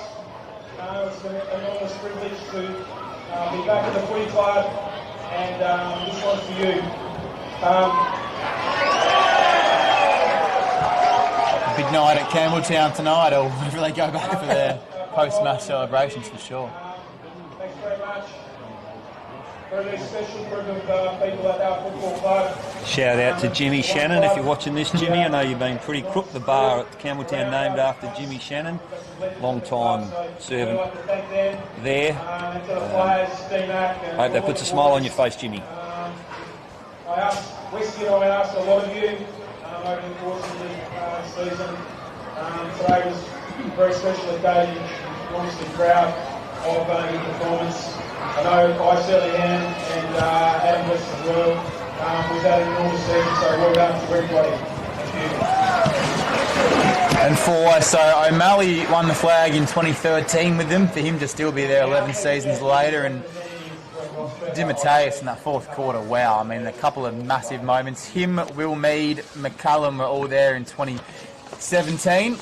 Long time between drinks, couple of grand final losses in a relegation since then. DiMatteis looked like he had his own football there at one stage, didn't he, in the last quarter? They just kept digging it to him, didn't they? Medals announced now. Number 1, Lanzoni, kicked a couple of goals. The Athelston Junior, he's stuck with them since they were relegated. Yeah, good job in the front half of the ground, didn't he? Up against the coach, Luke Abel. Distriansky, a bit of a quieter game, but he's had plenty of experience in Norwood and reserves level, and he played his role well. Number 4, Paddy Dawson. The Athelston Junior, I'm sure he's happy he's playing for Rocks these days, and we've had him as our best on. Yeah, and I reckon he'd be happy he's wearing a long sleeve about now too. Smart decision made about 3 hours ago. Charles Kemp from Orange, if you're watching us from Orange, hello to you. I played some footy at Onka Valley as well. From way back in Port Lincoln, Bo Baldwin. Had some footy at Norwood as well. Number 7, Will Mead. Played a little bit of football, Port Magpies as a top-up player. 5 league games at Westies too. Number 8, Ryan Lim. Did a good job as a tagger. Yeah, didn't he? And he got a couple of key possessions in that third quarter as well. He did, yeah. Inside 50s from Woodena. Obviously his mum's a good whistler. Start of the season in the Rezzies did Connor Butcher, and he finds himself collecting a senior premiership medal there. And if they awarded a best on ground for the fourth quarter. This man will probably get it, I reckon. He was everywhere. Handy pickup for Rostrevor, isn't it? He played Norwood's Sandford grand final win last year, and massive pickup just behind the footy to calm everything down. The beauty of being a good football college, isn't it? You know, that you get those players that good enough for the top end, go and play some SNFL footy or even AFL, and then come back and play for the club, the college. Then you've got Shoot, of course. His brother, cousins, still at Stir. He played in the grand final loss last year, of course, at Sandford level. The Tea Tree Gully Junior, Jimmy Warden in the number 18, played some reserves footy at Norwood. Number 19, Ben Wakeland. Not sure if Finn Wakeland's in the 19, but he'll come up and take his medal anyway. Number 22, Ben Cheney.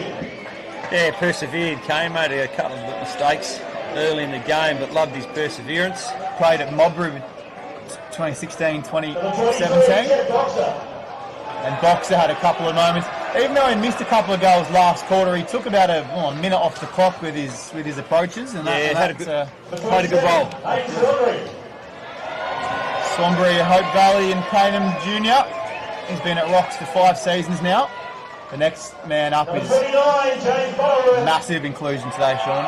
Yeah, I think he clearly won the ruck battle. Didn't take a lot of marks around the ground. Late in the game, Claughton took a few. In fact, Claughton's last quarter was pretty good. But I think Butterworth had it for 3 quarters. Sam Buckham, another recruit this season. Played his role beautifully. Damon Stepic actually switched over from Athelston this season, so that's a handy recruit. Sliding doors moment, isn't it? They're going up to Div 1, of course. Yeah. And Athelston, after playing another season in Div 2, made the switch at the right time. Didn't he make the I'm not sure about his brother. No, I know, but he'll still be on the list, hopefully. Yeah. And cut for the grand final. Fergus Kernahan and the skipper, Daniel McCullum. I mean, what more can you say about this man? Very popular member of the Rostrevor community, Played Daniel. his 200th game 5 or 6 weeks ago. Might be enough to see him out, perhaps. I reckon he'd be 32, 33, perhaps. And the beauty of it too, you can hang on and play some Div 1 reserves. Football, it's a pretty good quality at reserves level when you go to Div 1 as well. So. Assistant coach, Adam West. And you mentioned as well, there's Westy's played a pretty significant role alongside Bootsy as well as an old student. He was his right-hand man at Old Ignatians. Didn't know Batman coached Ross. And been a coach in his own right, of course, at Mitcham, and was assistant coach at Walkerville, so been involved for a long time. So great to respect you guys in your club. The way you guys play, really respectful, and enjoy the battles over the journey, and really looking forward to playing you guys here next year. So thanks, guys.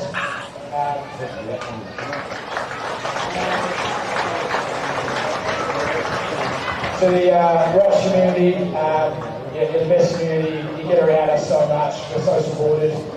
So felt it all day today. We feel it all throughout the season. So thanks heaps.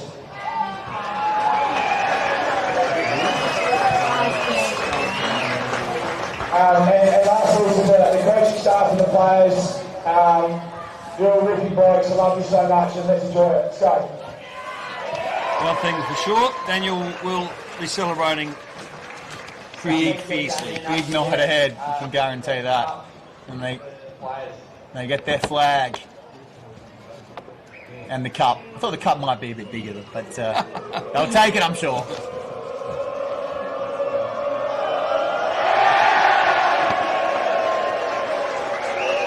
All players now come up on the stage. The grassed area.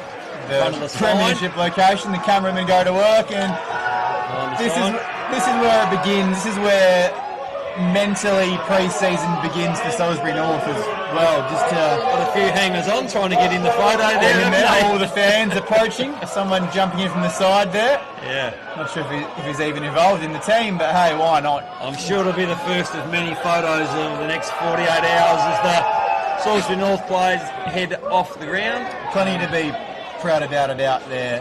Yeah, they've stuck it season. out. They don't normally hang around and wait the whole medal presentation, but they have, and full credit to them. Having covered Div 1 this season, they have a list on paper which can be very competitive in Div 1. across the regular season. Of course, we wait to see. And you said as well, that recruiting power that being a Div 1 team brings. They weren't lucky to get Luke Arbel across. He came across for an obvious reason to have another mission after leaving Central District after all his time. He led them well, but it just gives them that extra little boost to say we're a Div 1 club now. Well, one thing I didn't notice amongst the recruits was any other Central District's players. So generally as a playing coach, you've got peers that you'll play with, you'll be able to attract to come with you. So I'd imagine Luke would be working pretty hard behind the scenes now to attract a few players over from Central Districts. It's the risk you take, isn't it? When you go and recruit, and I dare say they've spent a bit of money this year trying to get up and they've secured that promotion. If they hadn't made the grand final and they were stuck another season in Div 2, it could have been quite a spiral. But they've achieved their goal. They're up to Div 1 now, and it all pays off in the end. Just one final hurdle not cleared, unfortunately, for the green and gold. Very strong financial club, Salisbury North. There's no issues there with finance. So, look, it's been a great day of footy. Both clubs can be equally proud of the day. Salisbury North players are still hanging around out in the Oval trying to soak it all in as well and pay their respects. But to the victors go the spoils. Sure where the Rostrevor boys will go tonight. It used to be the Alma. I was going to say, check out their Facebook page or something, but to hold Salisbury North to 7 goals in the end, when that first quarter they could have kicked probably 3 or 4 more than they did, and to put the score on the board where it mattered, a very low scoring decider, but entertaining. I dare say you can watch that back and be fully entertained. Not one player shirked the contest, from my memory anyway, and the ball wouldn't sit or behave on a few occasions, but Salisbury North slowly just working their way off of Norwood Oval. But it's been a pleasure. It's been an absolute pleasure bringing you Div 2 Grand Final Day from Norwood Oval. Sean Jackson, you've been an absolute superstar to a broadcast with this Arvo. Stop it. Your insights have been valuable. Hope you watch this back. And it's not over, of course. Div 1 Grand Final Day here from Norwood Oval on Filming Footy next week. So thank you for joining us today. Thank you, Jack, and thank you, viewers at home. I hope, as I mentioned earlier, that you have had an opportunity to watch this game in the comfort of your own lounge room if you weren't here today, and you've had an opportunity to watch what is a really good advert for the Adelaide Football League and football in general. No nastiness at all in the game. The game was played in good spirits. Far bigger improvement on what happened back in 11 years ago. So it just shows you that you never say never. Yeah. Back in those days, there was a lot of ill feeling between the two clubs. But 11 years down the track, they've played this game in tremendous spirits. We've enjoyed bringing it to you, and from us all here at Sportal Dartfish, Filming Footy. the whole team. Thanks very much for tuning in, and good night.